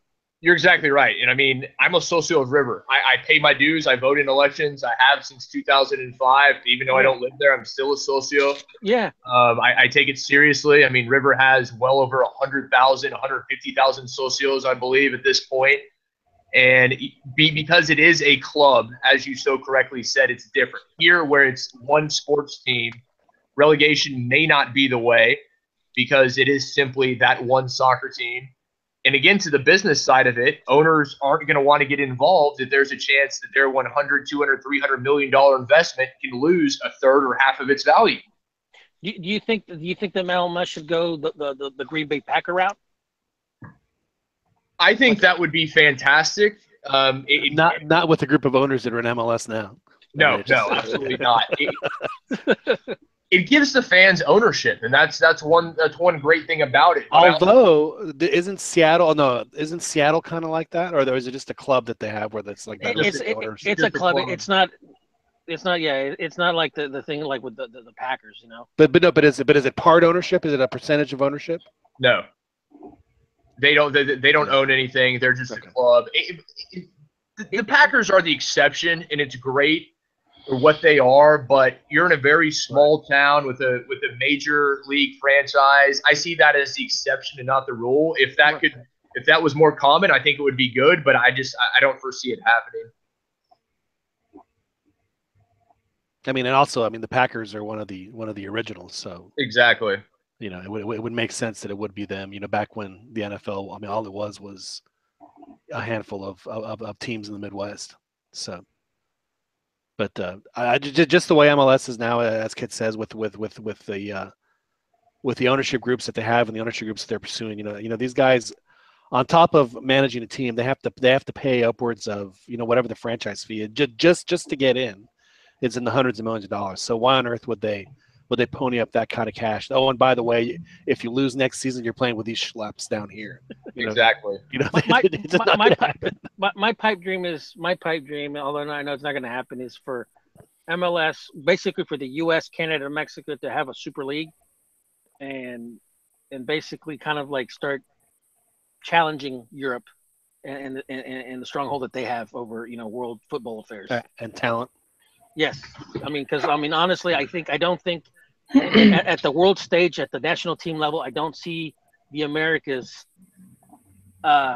changing the shift right now. When Europe, they're able to keep their players, their teams are able to, their national teams have more time with their players. They obviously play the European qualifiers, they play the World Cup qualifiers, and basically, that's actually a good point, Ronnie. Yeah, so it's like for me, that's my pipe dream. It's funny you mentioned that, Ronnie, because we were talking about that 1982 Brazil team earlier, and if I'm not mistaken, I think they only had 2, 3, maybe 4 players at that time that were, and it was unheard of. It wasn't unheard of, but it wasn't nearly as common. And the rest of them played in Brazil. Zico, who was at that time the best player in the world, but he played for Flamengo. Yeah. And then that was a lot more common. So, I couldn't tell you who, plays at Flamengo now. I have no idea. It was just a much more prestigious team back then. But I do like the way you're going with that, Ronnie. That would be interesting, because then you could bring in we would have to have another reason to go to Vancouver, which I am 100% firmly in favor. That was the worst part about Canada not making the Hex. Was that trip to Vancouver? It's very unfortunate. Prior to MLS, there were Mexican owners, investors that actually wanted to have a Liga MX team in San Francisco, and they wanted to have one in I forget the other city, but it's like they wanted the San Francisco Blackhawks, if I'm mistaken. I think that was the name. And they wanted LA. They wanted one in LA in Los Angeles, but at the time, FIFA and CONCACAF said, "Nah, we're starting our own league." It's like, ugh. Well, I asked one of a guy that I met who actually works for Xolos if Xolos would ever consider playing one game a season in San Diego, and he's like, "No way, there's no way we could do that." And I think that's just unfortunate. I think that'd be a great. That would be. What would you do, Dan, if Xolos did that every year, and the game that they get to play in San Diego is Xolos Santos over at the Murph? That would be pretty dope. Yeah. Yeah. It'd be pretty cool, right? Yeah. It's unfortunate that they don't, kind of like the NFL does with their London games. Yes. In fact, I would not surprise me at all, honestly, in the next few years, is to see the EPL kind of reciprocate and start playing a game stateside, 1 or 2 games a year stateside. I'm wondering why Liga MX doesn't do it. And I also saw that I know we've played, official final, and if they're doing a 1-game final, that means they're going to play it in places, and it wouldn't shock me at all if one of those places becomes New York or Miami or Los Angeles. They've played official matches, cup matches, and stuff like that in Interliga, which are all official. But I don't think I'd have to check this in the Citadel, but I don't think Mexico's ever played a league match outside of Mexico. Outside of in the U.S. I don't believe so. I'd have to check on that. You have a homework assignment. Yes, I do. I do believe, though, and I don't know if you agree, kid, or not, that I think that MLS and Liga MX are joined at the hip, and their future is with each other. I think that the only ways that either of them get better is if they realize that they have a huge opportunity with both leagues to play together. I think that's the only way they have a shot. Yeah. And more to Ron's point, as far as doing some sort of super league across North America. That would certainly be a step in that direction. But I do believe that that sooner or later they're going to have to start competing more and more against each other in not preseason tournaments, but proper in-season cup tournaments. That's why I think it'd be a terrible decision, though, if they ever decided to have the champions in the States. For European soccer, I think that'd be a terrible decision. I think it'd make them great money in the short term, but I don't know. It's kind of like that sleeping giant. You don't want to wake it up. True. Well, you mean the U.S. money giant? Yeah. Well, they make plenty of money over there. I don't think they have to worry about so much. So, Kit, what do you think? You think an MLS Liga MX competition would be a good way or a bad way to help both leagues? I think it'd be fantastic. I think initially it'd be more beneficial for MLS. I think in the long term it would benefit both of them equally. But if nothing else, I guess you, in a sense, you have it. You have CONCACAF Champions League to some degree, but I would like to see more between Mexico and the U.S. and their domestic leagues. It would be great. They are, as you said, tied at the hip, but I don't know that the FAs and I don't know if the ownership groups, if that's something that they're interested in. It certainly hasn't appeared to me that they are, at least at this point. I think the fact that Liga MX is basically turning the shoulder towards CONMEBOL and Copa Libertadores, which I think is a mistake, but I think they're looking more towards the future with MLS and CONCACAF. Because I've always believed that one of the reasons why Mexico hasn't been at least a finalist or a semifinalist in the World Cup is because historically they didn't have competition. And if you notice, Brazil, Uruguay, Argentina, World Cup winners, the fierce rivalry competition between them, and then obviously Germany, England, Italy, the competition with them, and Mexico never had that. So, to John's point is that, the future for the U.S. and Mexico, they're at the hip. You're exactly right. I was disappointed that Liga MX decided they didn't want to continue with the Copa Libertadores. I understand it. I understand the logistics, the travel, everything else. But you get better playing better competition. And they don't have a lot of competition, at least right now in CONCACAF. If they decided to play MLS teams, it would be beneficial to MLS because they would have to raise their level. But for Mexico, if you're trying to play the best teams possible, well, the best teams in the Americas are generally in Argentina, Brazil, Colombia, Chile, a few other places. That was an opportunity for them to show on an international stage how good their domestic league was, and they were making real headway. Yeah. I personally, and for guys like me and John and Joel who actually know, like the younger Mexican fans, they don't really care about the Copa Libertadores. And it's a shame because we can remember when CONMEBOL in South America wanted nothing to do with us. Right. They said, we'll let you win the tournament, but you have to win the playoff with the Venezuelan teams. Yeah. I used to go back in my alma mater when I was an undergrad at the University of Houston. I used to catch the Copa Sears pre-Libertadores, where the teams would duke it out amongst themselves, and then they would have to play the Colombian champion and runner-up. Was that over at Robertson? Yeah, it was at Robertson Stadium. That's hilarious. Well, the Copa Libertadores is arguably the oldest, most prestigious tournament in the entire world. Certainly much more so than anything in Europe. You look at the quality of players that have come from it, people that have played in it at a young age. It is the future. If you want to see the future players that are going to be playing in Europe for Barcelona, for Bayern Munich, for Real Madrid, whoever you want, that's the tournament you watch, because those guys a year or two down the road are the ones who are going to be doing that, not the other way around. Yeah. And I always tell people, friends or people that aren't into soccer to watch that, because it's the equivalent of March Madness. It's like, in college, those are the stars. That's who you're going to be seeing in the future. That's the tournament that convinced Man U to get Cheech. True. I think had he not played there, I don't think they would have gone after him. Not Cheech. That when we're going back to Cuauhtemoc, we're going back to Palencia, we're going back to a lot of the Mexican players when they started to going. No, but he's probably like the last one. Yeah, you're right. There hasn't been, and think about it. How much more would Chucky would have been valued had he gone into like Brazil, Argentina, some of these other venues? It makes me so sad for Paleta Esqueda to get the hat trick in the Maracanã. He wasn't able to monetize it to a big contract. Guys, I've been lucky. I've seen some amazing games, but the craziest game I've ever seen was Chivas at Boca in the Libertadores when Bofo was spat on in a Mosquero hit in 2005. the face. I was at that match.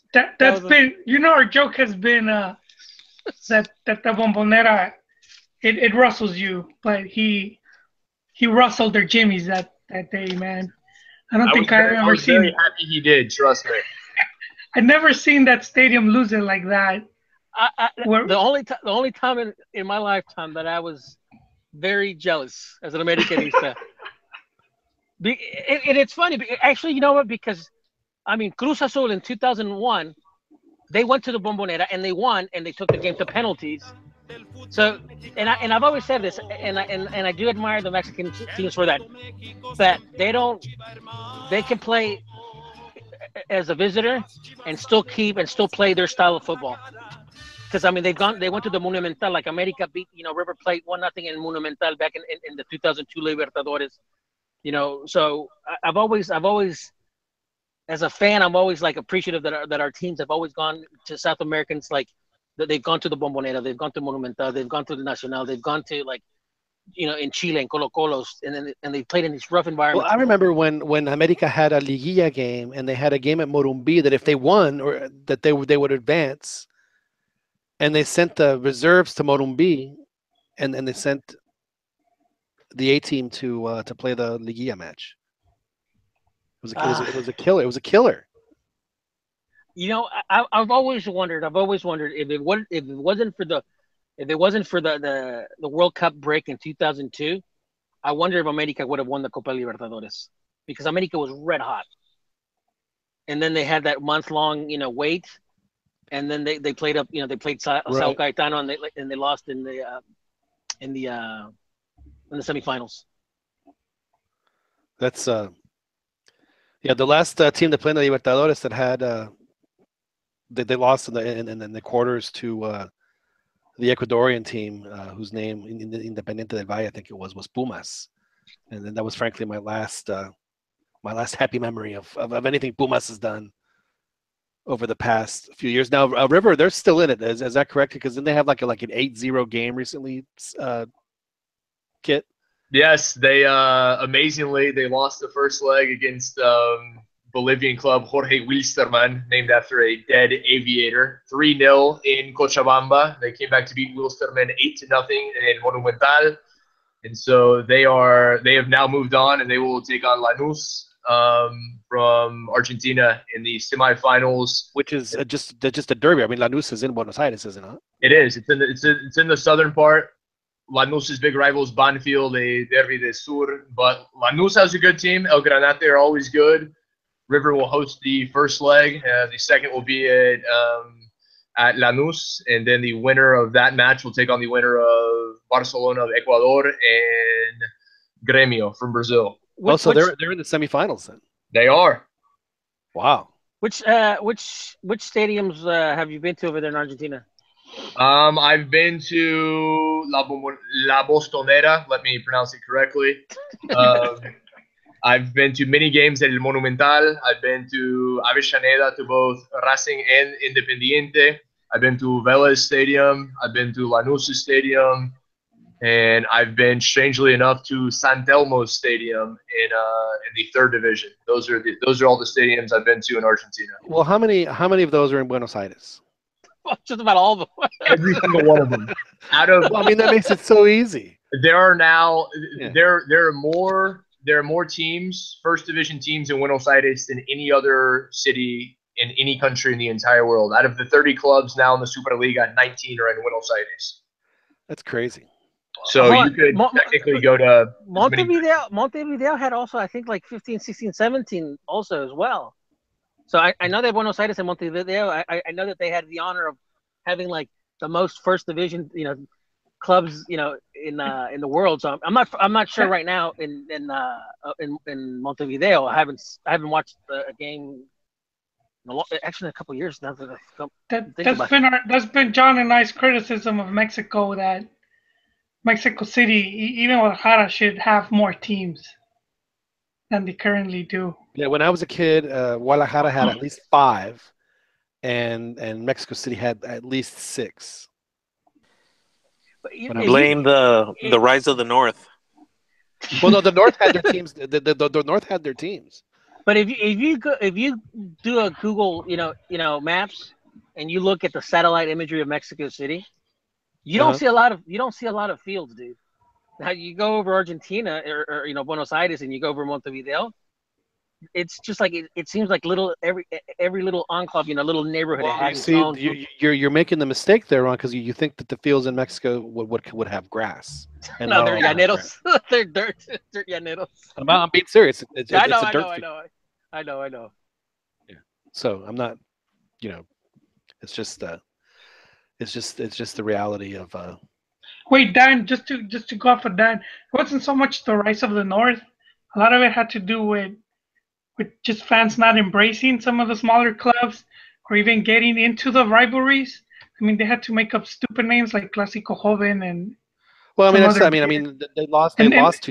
Atlante and Necaxa both. Oh yeah, but the league started. I think maybe. Do you think that maybe has to do with the teams not being super local products? Well, I think it's because they don't really have. I mean, they have a local identity, but Necaxa didn't play in Necaxa State. They played at the Estadio Azteca. Same, actually, Atlante did as well. Now, Atlante didn't have their own stadium, but it was awful.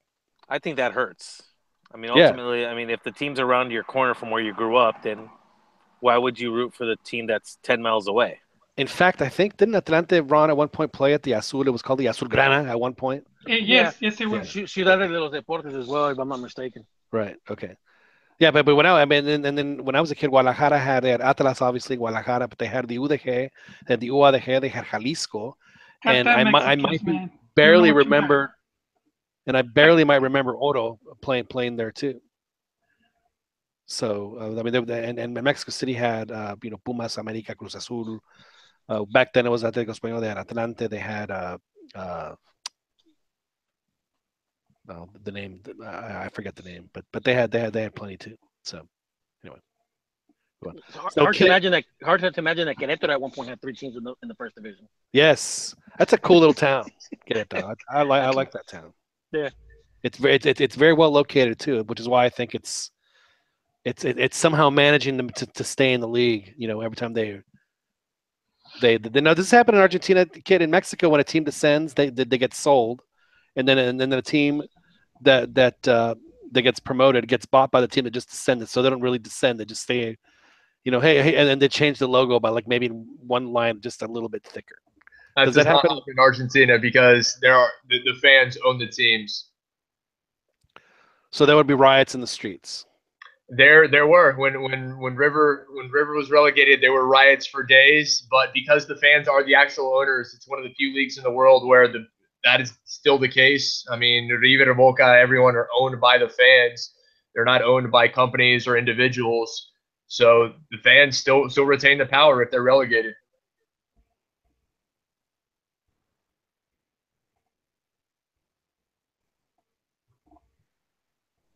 Yeah, Mexico's not like that anymore. I think the last team. Well, no, Atlas was the last team to change their ownership status legally, and Chivas did it with Vergara when Vergara paid them with IOUs, paid them with their own money too. He's a real shady guy. That's insane when you think about it. Like just how Chivas got bought. It's insane to see how. And like all the socios pretty much wanted to get rid of. Kid, could you imagine that? Selling your stake in the club. He didn't even have peanuts on the dollar. He didn't even have the money, and he admitted that. And I kept telling you. You paid with Televisa. Yeah, I did. I did at the time. I admit it. You thought I was hating. You thought I was just hating, but it was like the equivalent of me owning a taqueria, and you say, "Hey, I'm going to buy it from you." And then you take over, and then with the money that the taqueria is making, you pay me. And it's like I signed a contract to sell Coca-Cola, and that's how I pay you. Because he did it from the Televisa TV money. His whole campaign was like, we're not gonna be with Televisa, and then like a month later, extension with Televisa. Keep in mind, this is a guy that has gone to court, that has lost 3 courts.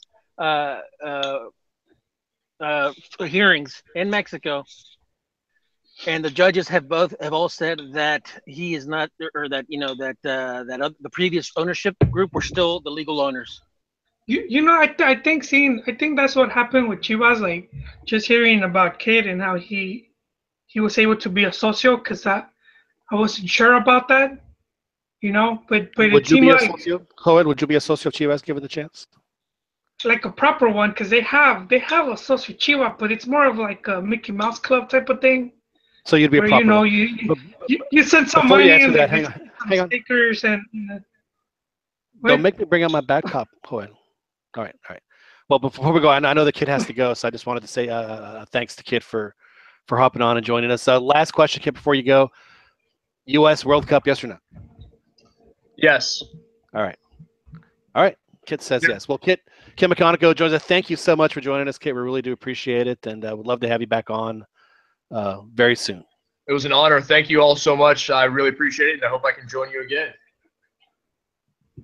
Thanks very much, Kit. That was Kit McConico joining us here on the Cantina MX podcast. Kit is a radio personality here in Austin. He hosts the only hour-long show dedicated to soccer on Austin Radio Market, the Throw-In, which you can tune in. Actually, I will be on that show this Sunday at 9 a.m. Central. If y'all want to listen that was going to be my that was going to be my first question. Yeah, it's on 104.9 The Horn, and there's an app. It's if you go like 104.9 The Horn in the Google. Have you been on it before? I have. I've been on a few times. The last one of the times I was on was when Mexico had beaten the U.S. in Columbus. I came on and I was gracious. I didn't. It was we kept things polite, but it was a lot of fun. And no, I've been on a few times. He does a great job. He was actually also my when we did high school football last year. He was my play-by-play guy. So Kit and I have a good working relationship. He's a good guy. I'm really, really happy and appreciative. I love high school football. No, we had a great time. I wish I was still doing it. I'm not gonna lie. It was one of the coolest things I've ever gotten to do is to produce those games, because I was really, really thankful or just happy for the kids that they get to see themselves do that on TV, whether they won or lost. And it's funny because when we schedule games, it's really hard to schedule high school around here, particularly because they have like the football factory schools that are just monsters. But so they're gonna we have them too. They're just gonna mop the floor with teams, beat them 65-0. I didn't want to do that to the losing team. So I liked scheduling the teams that weren't necessarily as good. Now, if there was like a really good matchup, you try to get that for sure. But if there was like the teams that weren't necessarily good, so it was even, and where you go into the fourth quarter and you have a really competitive game, I really liked. And then the best game we had last year were two like the worst teams I've ever seen in my life. But they were really thankful that they were on TV, and their fans and the parents were all super appreciative, and ended up being a great game with like a last second finish. It was great. It was great TV. So we had a lot of fun last season doing that. So I do appreciate Kit McConico coming on. And Kit, he was dropping truth bombs about the U.S., which I thought was very interesting. As someone who, as Ron pointed out, I think we've all pointed out, I think we all see it, that the U.S. Media for years have been nothing more than, rah, oh, they lost, but they were so heroic. And did you see how well they lost? It just went on and on and on. And, as Ron pointed out, but there's definitely been a not necessarily a paradigm change, but the tone has definitely changed toward the U.S. and rightly so. I mean, they haven't been playing very well, and that has been reflected in how things are being reported. I mean, I remember one time, and I want to say it may have been Grant Walker, but he was talking about they played Spain in a friendly. It was before the Gold Cup, and they got there just got whipped. It was up in Boston, like 4-0. And I remember in the column, and I don't want to quote it, but I mean, it was essentially saying, they probably should have scheduled this game. It's like, come on, man. It's okay to lose to Spain 4-0. I mean, they were the world champions at the time when we're at the absolute peak of their power. I mean, Italy lost to Spain 4-0. There's no shame in it. Just accept, and it just seemed. It just seemed like they didn't want to truly tell you what had happened in the game. I'm not sure why that was, but it seems like that has changed quite a bit. I'm still not so sure, but we'll see. I mean, for their sake, I think it'll do them some good to hear honest criticism about their team. I appreciated his candor, and I agree with him mostly. I think he thinks, obviously he's thinking long term, and if you expect to win anything, I don't think you're going to do it by bunkering. Ron, you said Tabare is going to be the guy. I think so. It'd be a great choice for him. I mean, it really would. Well, I think so. I mean, I like the way he sets up his teams. Well, his background, his parents are Uruguayan, if I'm not mistaken. Is that correct? Yes. And he was one of those guys that grew up with Harks and Miola in that same time with Kearney in just south of New York. I think he's part of that crew.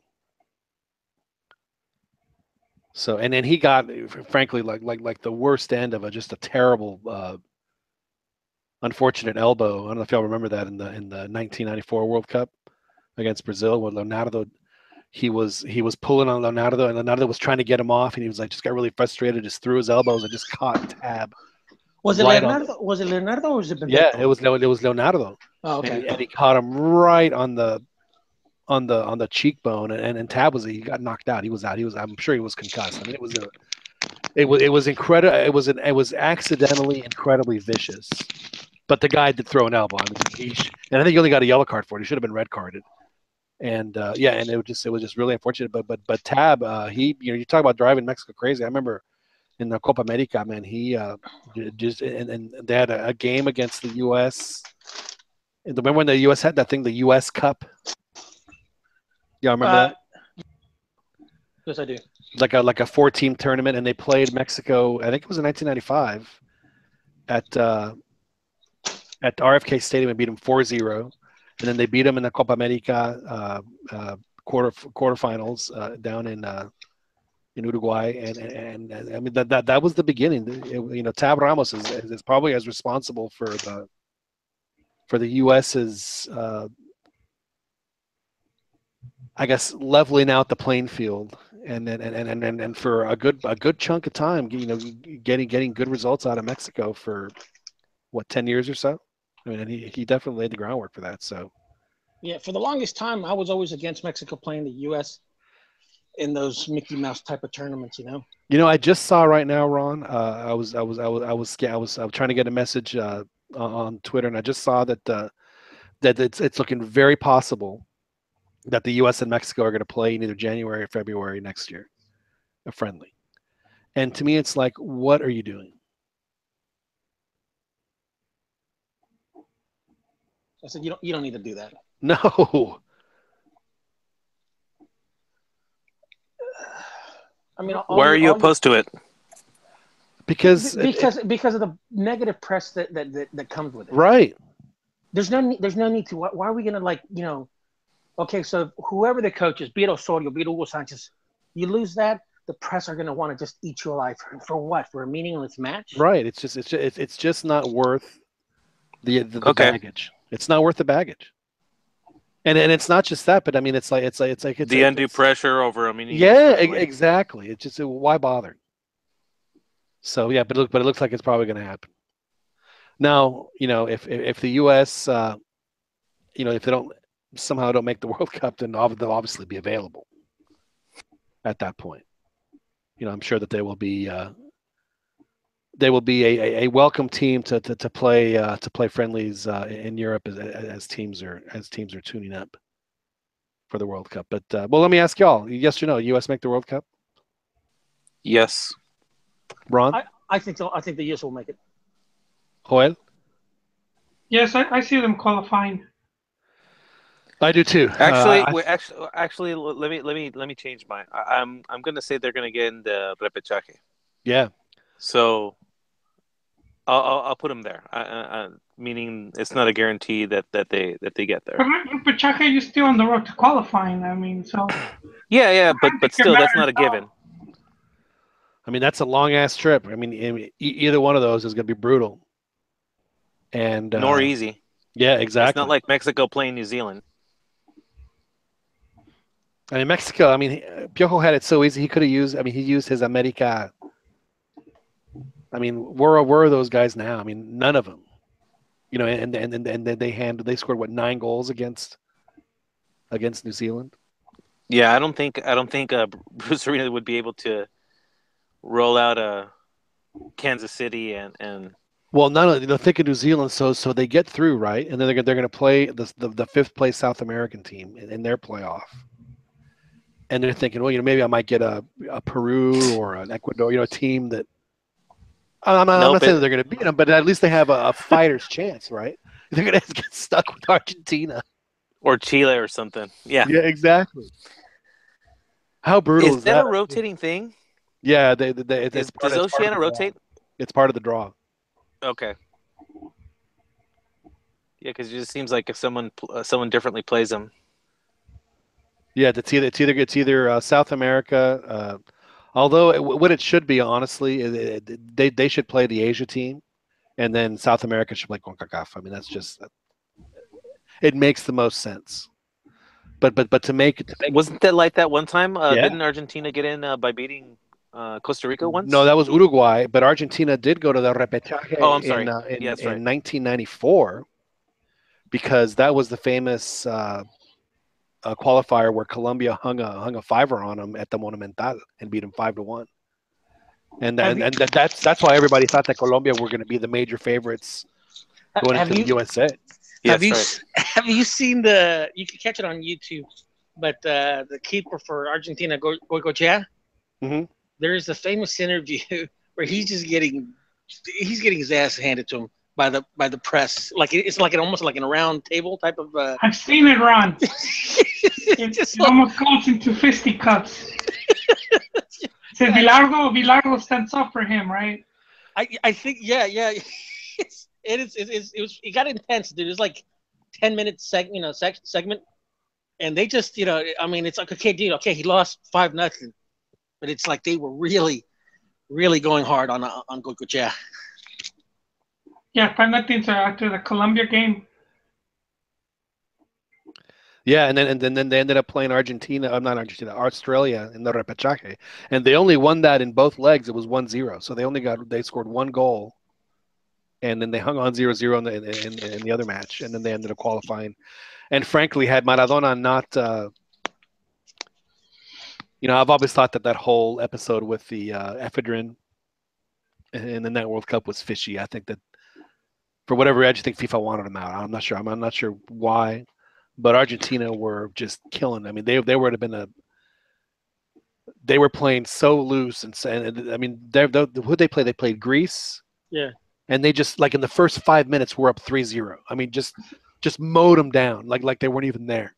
Was it Nigeria? Did they play Nigeria? And then they went down to Nigeria. No, they went down to Nigeria and they beat them 2-1.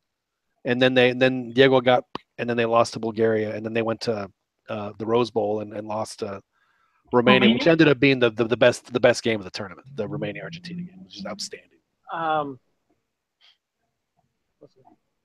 But I mean, had Diego stayed on that team, I think Argentina would have been a very strong candidate to take that trophy. There's no doubt in my mind. They because Brazil, who ended up winning it, I mean, they looked okay. Argentina was dominant. I mean, they were outstanding. I mean, they didn't look like anyone was going to be able to stop them. They were, and on top of it all, they were playing really fun, a really cool brand, and then they, Yeah, they had a. Yes.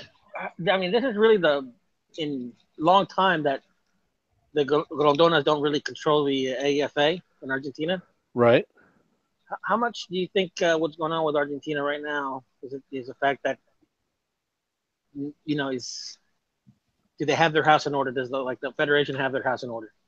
But I mean, would that be rolled down? I mean, I know that we were talking about Carlos Tevez, but I mean, Argentina is one of 2 or 3 countries in the world that could absorb a loss. I mean, imagine if Mexico lost a player of the caliber of Carlos Tevez to the national team.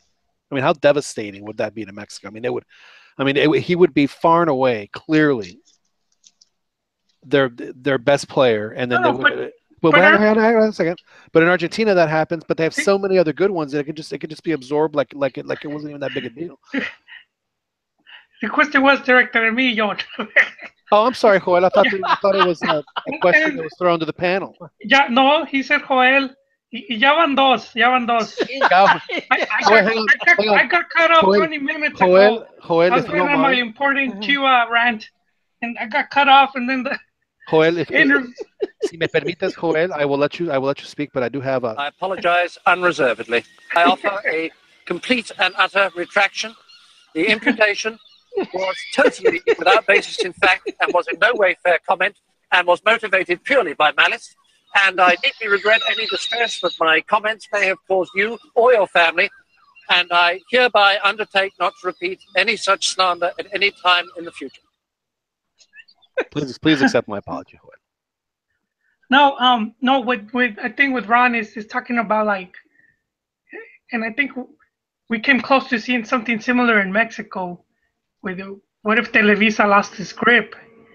Who's to say the new people coming in would have things in order? So Rigorondona was just for years after he passed away. It's just been like a power struggle to see who's going to coach. Yeah, and just the logistics, things that. Well, and the reason I say those things matter, although people say, oh, they got the best players, but you can have the best players, but if the administrative part is lacking, sooner or later you're going to see it. Sooner rather than later, you're going to see. Well, just last year, what and I don't know if you guys remember, FIFA appointed a committee to control the Argentine FA. I mean that tells you how, just how chaotic things were with them. So I think they're still being affected by that.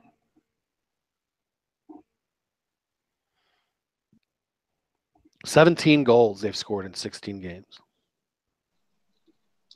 I still can't get over that. They went 0-0 at home to Venezuela in the last series of games.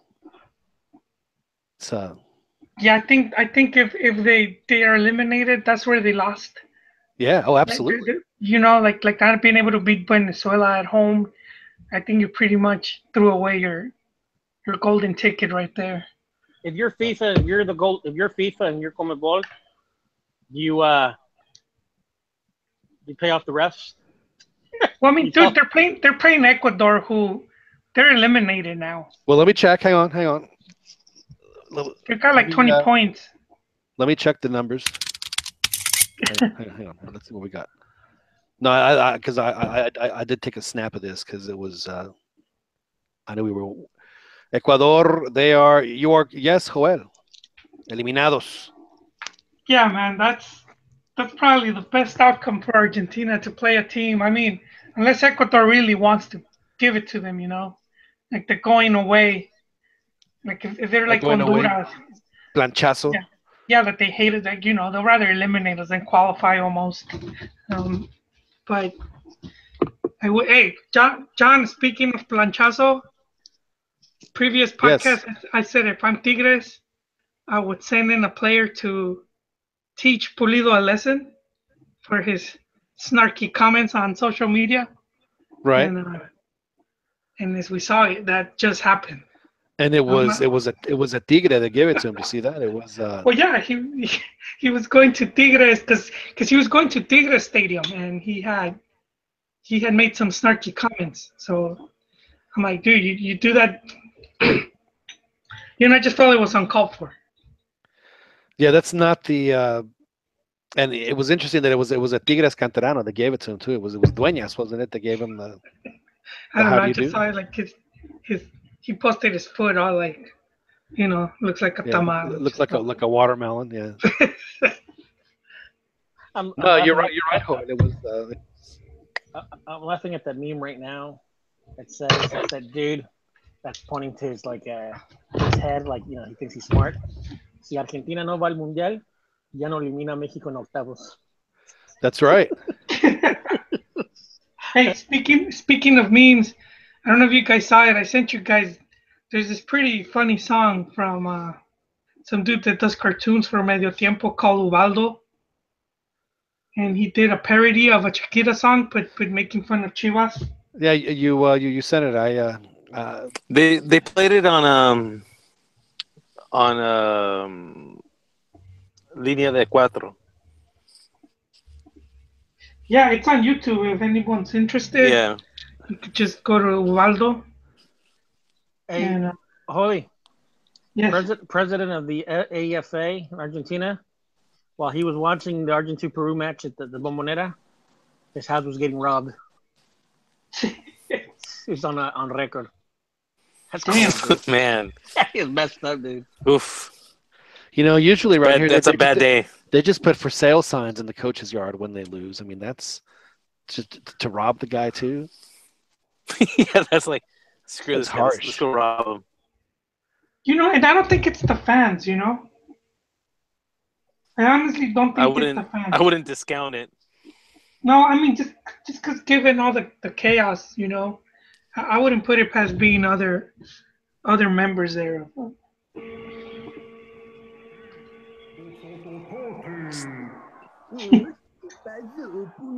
No puede ser, no puedo ganar sin Santi.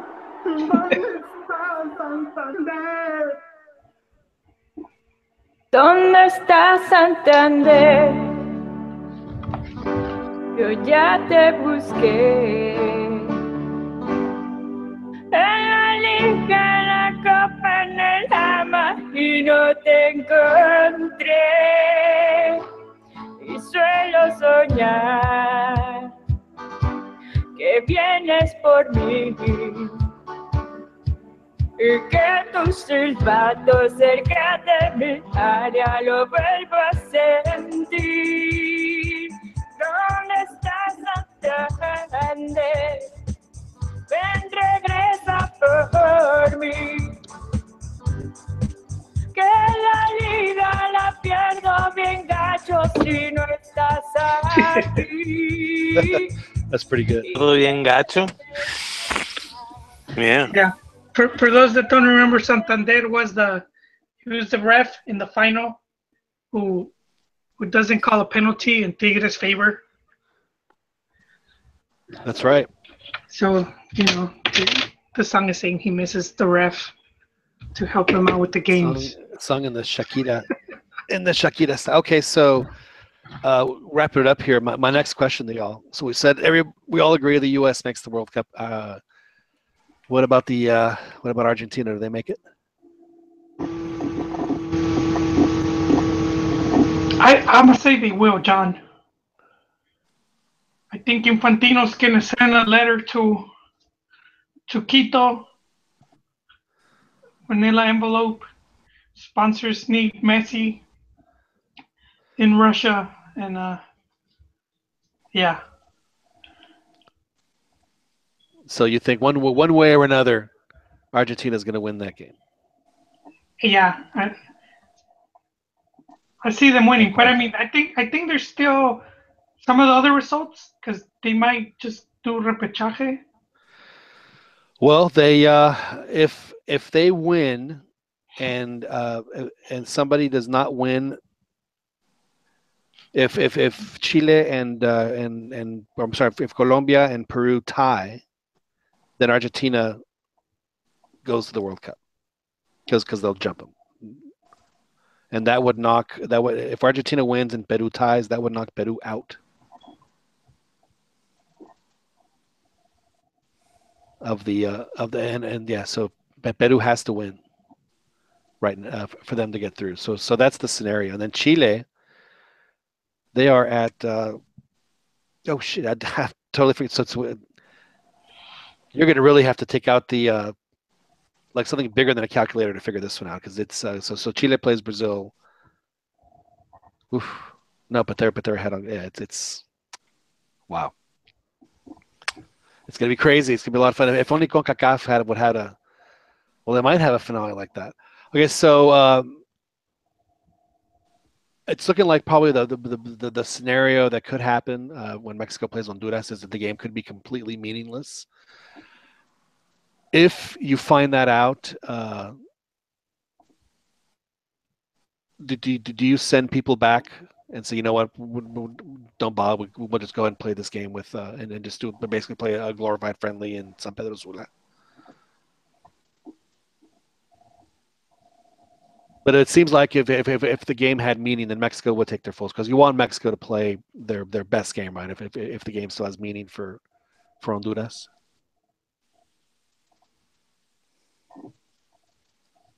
Isn't that what we would want? Se durmieron? No, I'm thinking about that. I'm thinking, I don't know. You know what? Last time around, the U.S., when they did us a solid, they played, tough, all the way through. I think Mexico should play tough all the way through. Well, yeah, but I mean, absolutely, and I think they would. Yeah. I mean, just on the call-up list alone, I think it tells you that they're gonna. But I'm sure that out of the 23 guys, I bet you 20 of them end up playing at least one game. He's definitely going to do the rotaciones here. There's no question.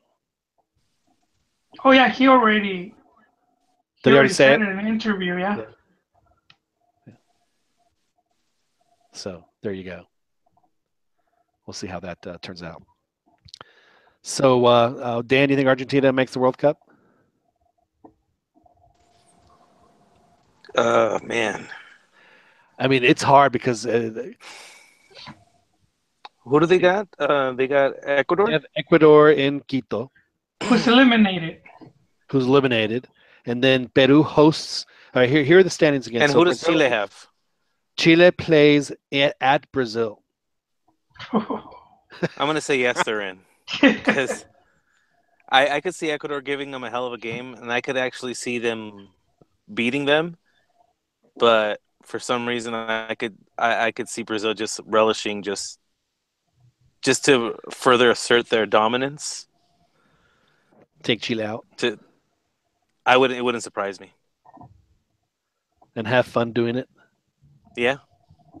Yeah. I mean, usually, at least in the past, but I think it happened in France '98, and then also in South Africa, Chile had the ignominy of drawing Brazil in the round of 16 in the next round, and both times it just got whipped. Like I think it was a 4-0 in both games. That happens a lot. Hey John. Yes, sir. I was looking at the Torneo Incompetencias on their Twitter feed. They basically say for Argentina to go to the World Cup, option 1, if Argentina wins and Peru, Colombia tie. Right. Option 2 is if Argentina beats Ecuador and Chile doesn't beat Brazil. And I think option 3 is if Argentina wins Ecuador, Chile beats Brazil, but Peru. Yeah, I mean, if Argentina wins, they're going to qualify for either the repechaje or the World Cup altogether. It just depends. So they're going to be in any of those no matter what. Mm-hmm. Because Colombia and Peru, by basis of them playing each other, one of those, somebody's going to get eliminated from that. I mean, if Argentina wins. So Argentina has, I mean, they have to win.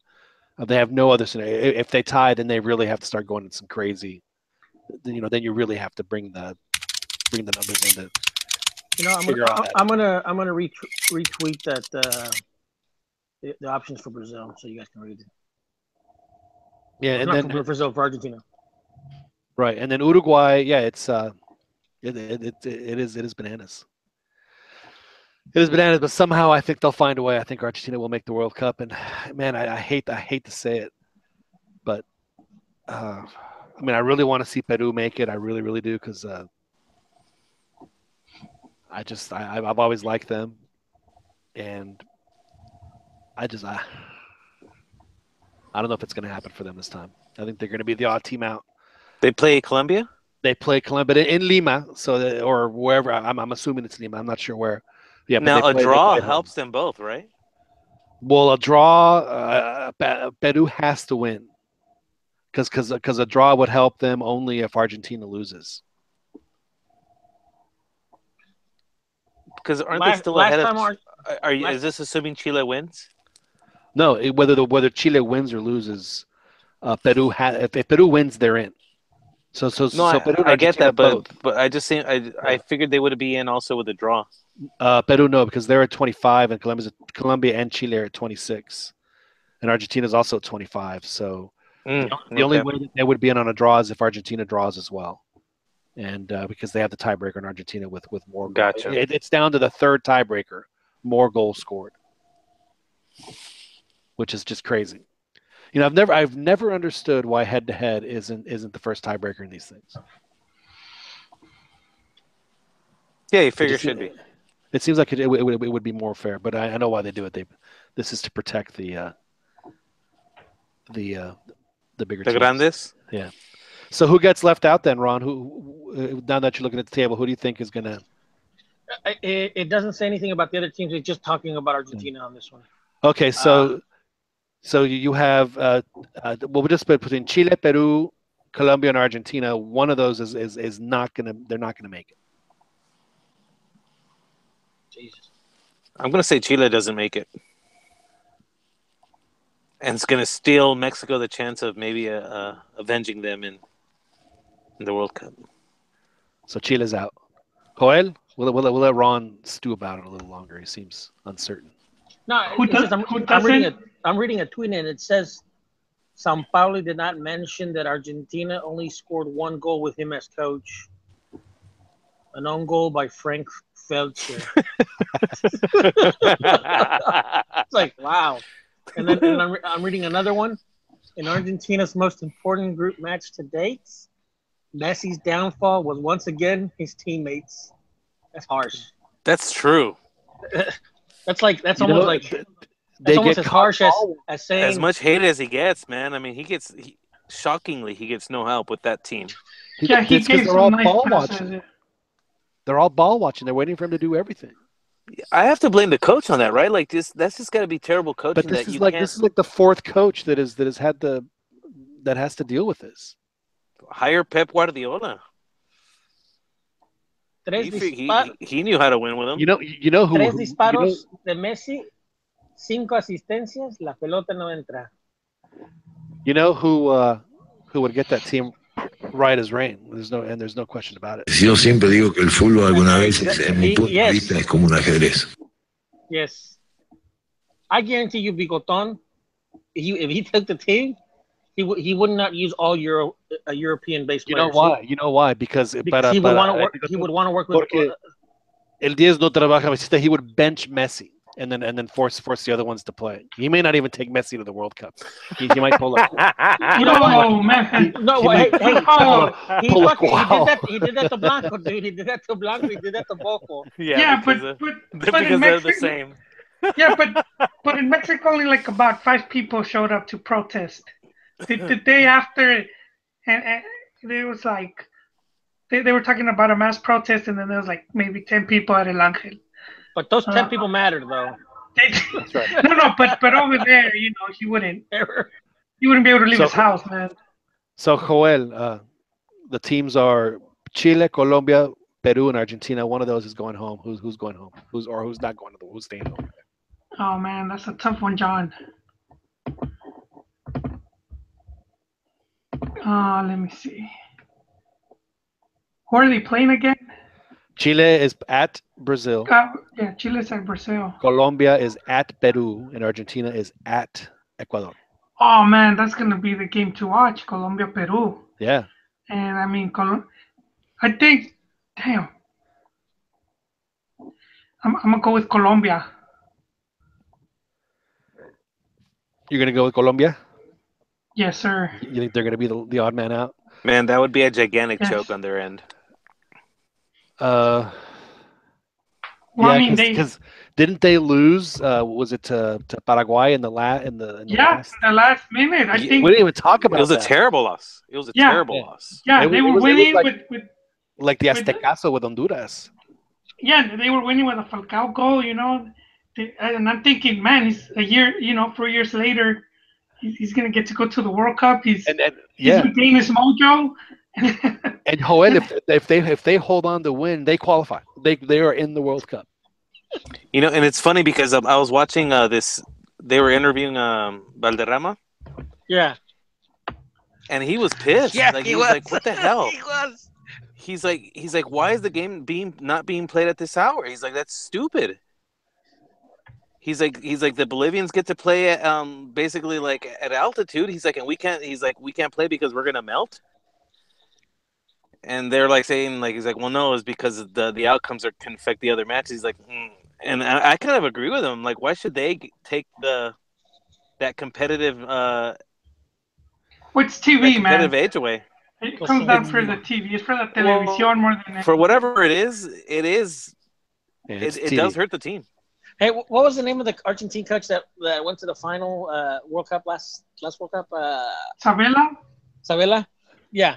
There's an Anna GIF of him on Twitter, and it's basically of him, and the text is "Te extraño más que nunca y no sé qué hacer." You know, the reference to the Buki song. Oh yeah, that's a good song, man. It is. I stop what I'm doing and then I start tearing up. You know. It got me through a tough time. So Dan, refresh my memory. You say Chile. Joel says Colombia. Ron, who ¿Quién se queda? I'm sorry. I'm just reading tweets. I don't know, John. It's tough, dude. I just see because I see Brazil being qualified, so they might just put it on neutral. You don't want to injure players or cards or any of that. They're playing in Brazil, man. They're not going to lay down. Yeah, exactly. No, I didn't say lay down, but I mean they're not going to play. They're not going to fire on all cylinders. All right. So check your Twitter accounts, all right? I don't think they're going to lose. I think at most they might tie. No, but in intensity-wise, I see Colombia, Peru being just all out war. Yeah, if there's a loser in the Colombia-Peru game, then that game, I mean, they're out. I mean, that's what's going to happen, and that's what that's why I think that Colombia pick is looking pretty good. Joel, I think I'm going to have to agree with you and go with Colombia because I want Peru to do it at home, and it's going to. I'd love to see Peru. Yeah, I would too. I would too, and I hate the fact that it'd be at the expense of Colombia, but they were 5 minutes away from qualifying for the World Cup, and it didn't happen for them. Well, I think best case scenario, at least for me personally, would be them drawing and both getting through, and Argentina seeing their way out. So that's what That's what That's what Bad Dan wants want to happen. Not bad. This is just the fantasy of, and also that the potential, because it's either going to be the likelihood of them bouncing us in the first knockout round is high. So if they don't get to make it, they can't do that. So that's one team that I don't have to stress about at the World Cup. So I see Peru returning to the World Cup, John. I hope so, Joel. Ron, you gotta give us a name. Gotta give us a name, Ron. Of the teams that qualify? No, the team that el que se queda, the one that doesn't make it.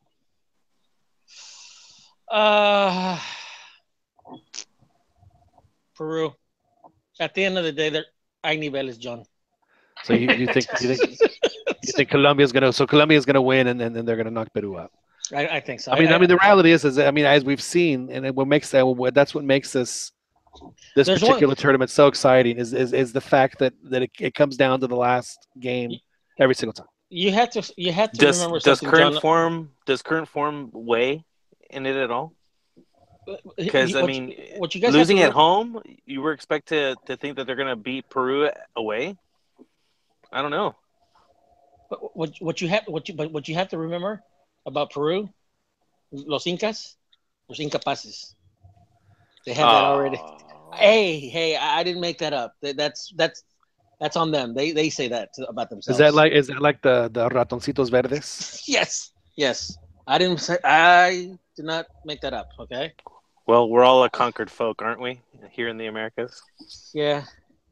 So no, but they joke about it. They joke about being incapaces. You know. So I don't know. I think at the end of the day, they'll It fail.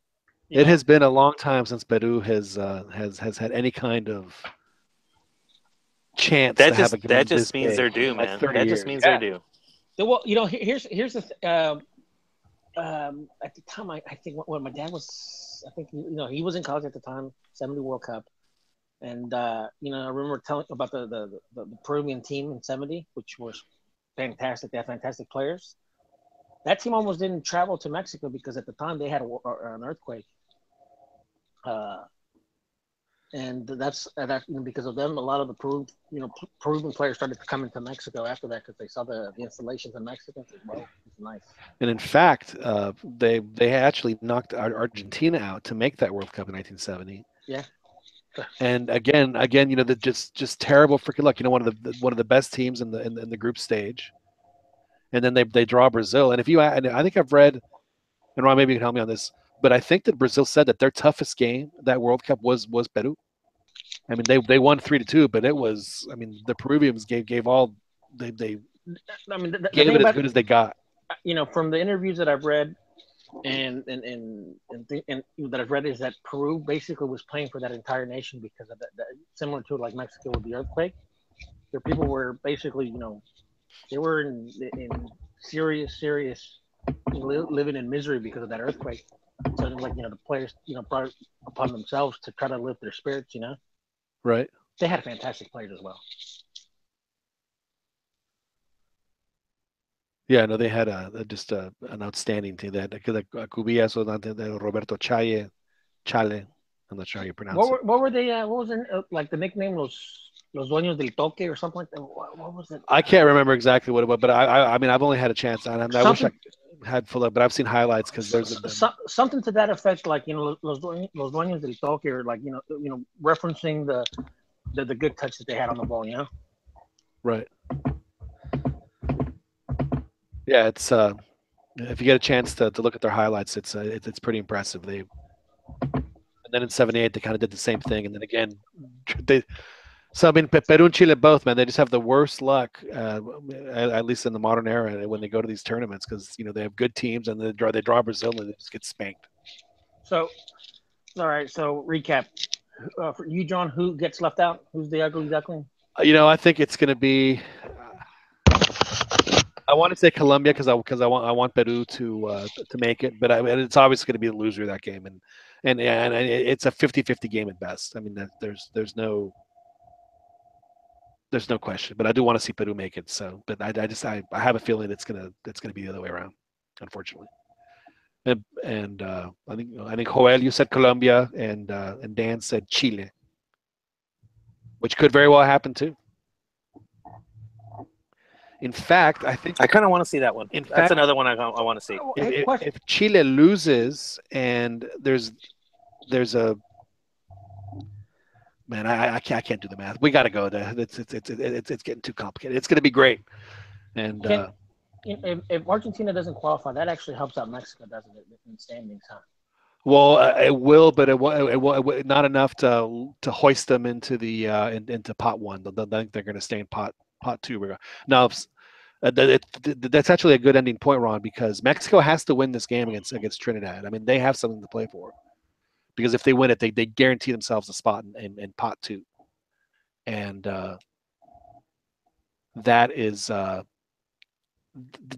for Mexico. If you're not going to be a group thing, I mean, they cannot believe their luck that this is the time where they changed it,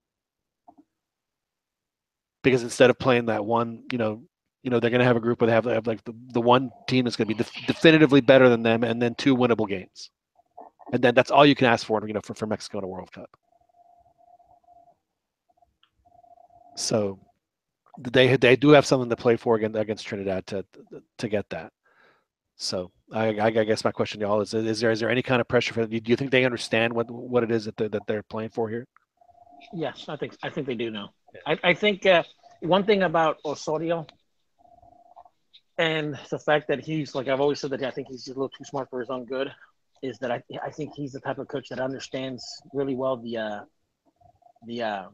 math, the behind, the seeding and all that type of stuff, like the importance of that type of stuff. But it's all in the luck of the draw. People say it and it's cliched and stuff like that, but I think he really understands that type of stuff. Excellent. Yeah, I think you're right. I think that that he has definitely crunched the numbers to determine that. Well, gentlemen, let's wrap it up. I thought we had a great show tonight. I think everybody brought their A game tonight for sure. And we thank Kit McConaughey for joining us. I don't know how y'all felt about Kit. I think it was a great little segment with Kit. So it was we great. Appreciate that. It was cool as well. Dan, thank you so much. Enjoy the games tomorrow too, if you get a chance to watch them. Yes, absolutely. Joel, thanks again for hopping on as always. Appreciate it. Yeah, always, John. And Ron out in Philadelphia. I know it's late, Ron, so we do appreciate you coming on. Thank you, John.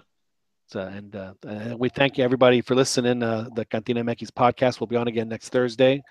And again, you can listen to this. This is edition 105 of our podcast. And you can listen to this and all our previous editions from iTunes or on Google Play, and I think on SoundCloud as well. And of course, you can catch this show and all of our other shows every Thursday night on our YouTube channel. So thanks very much for listening. My name is John Jacob. We'll talk to you guys next week.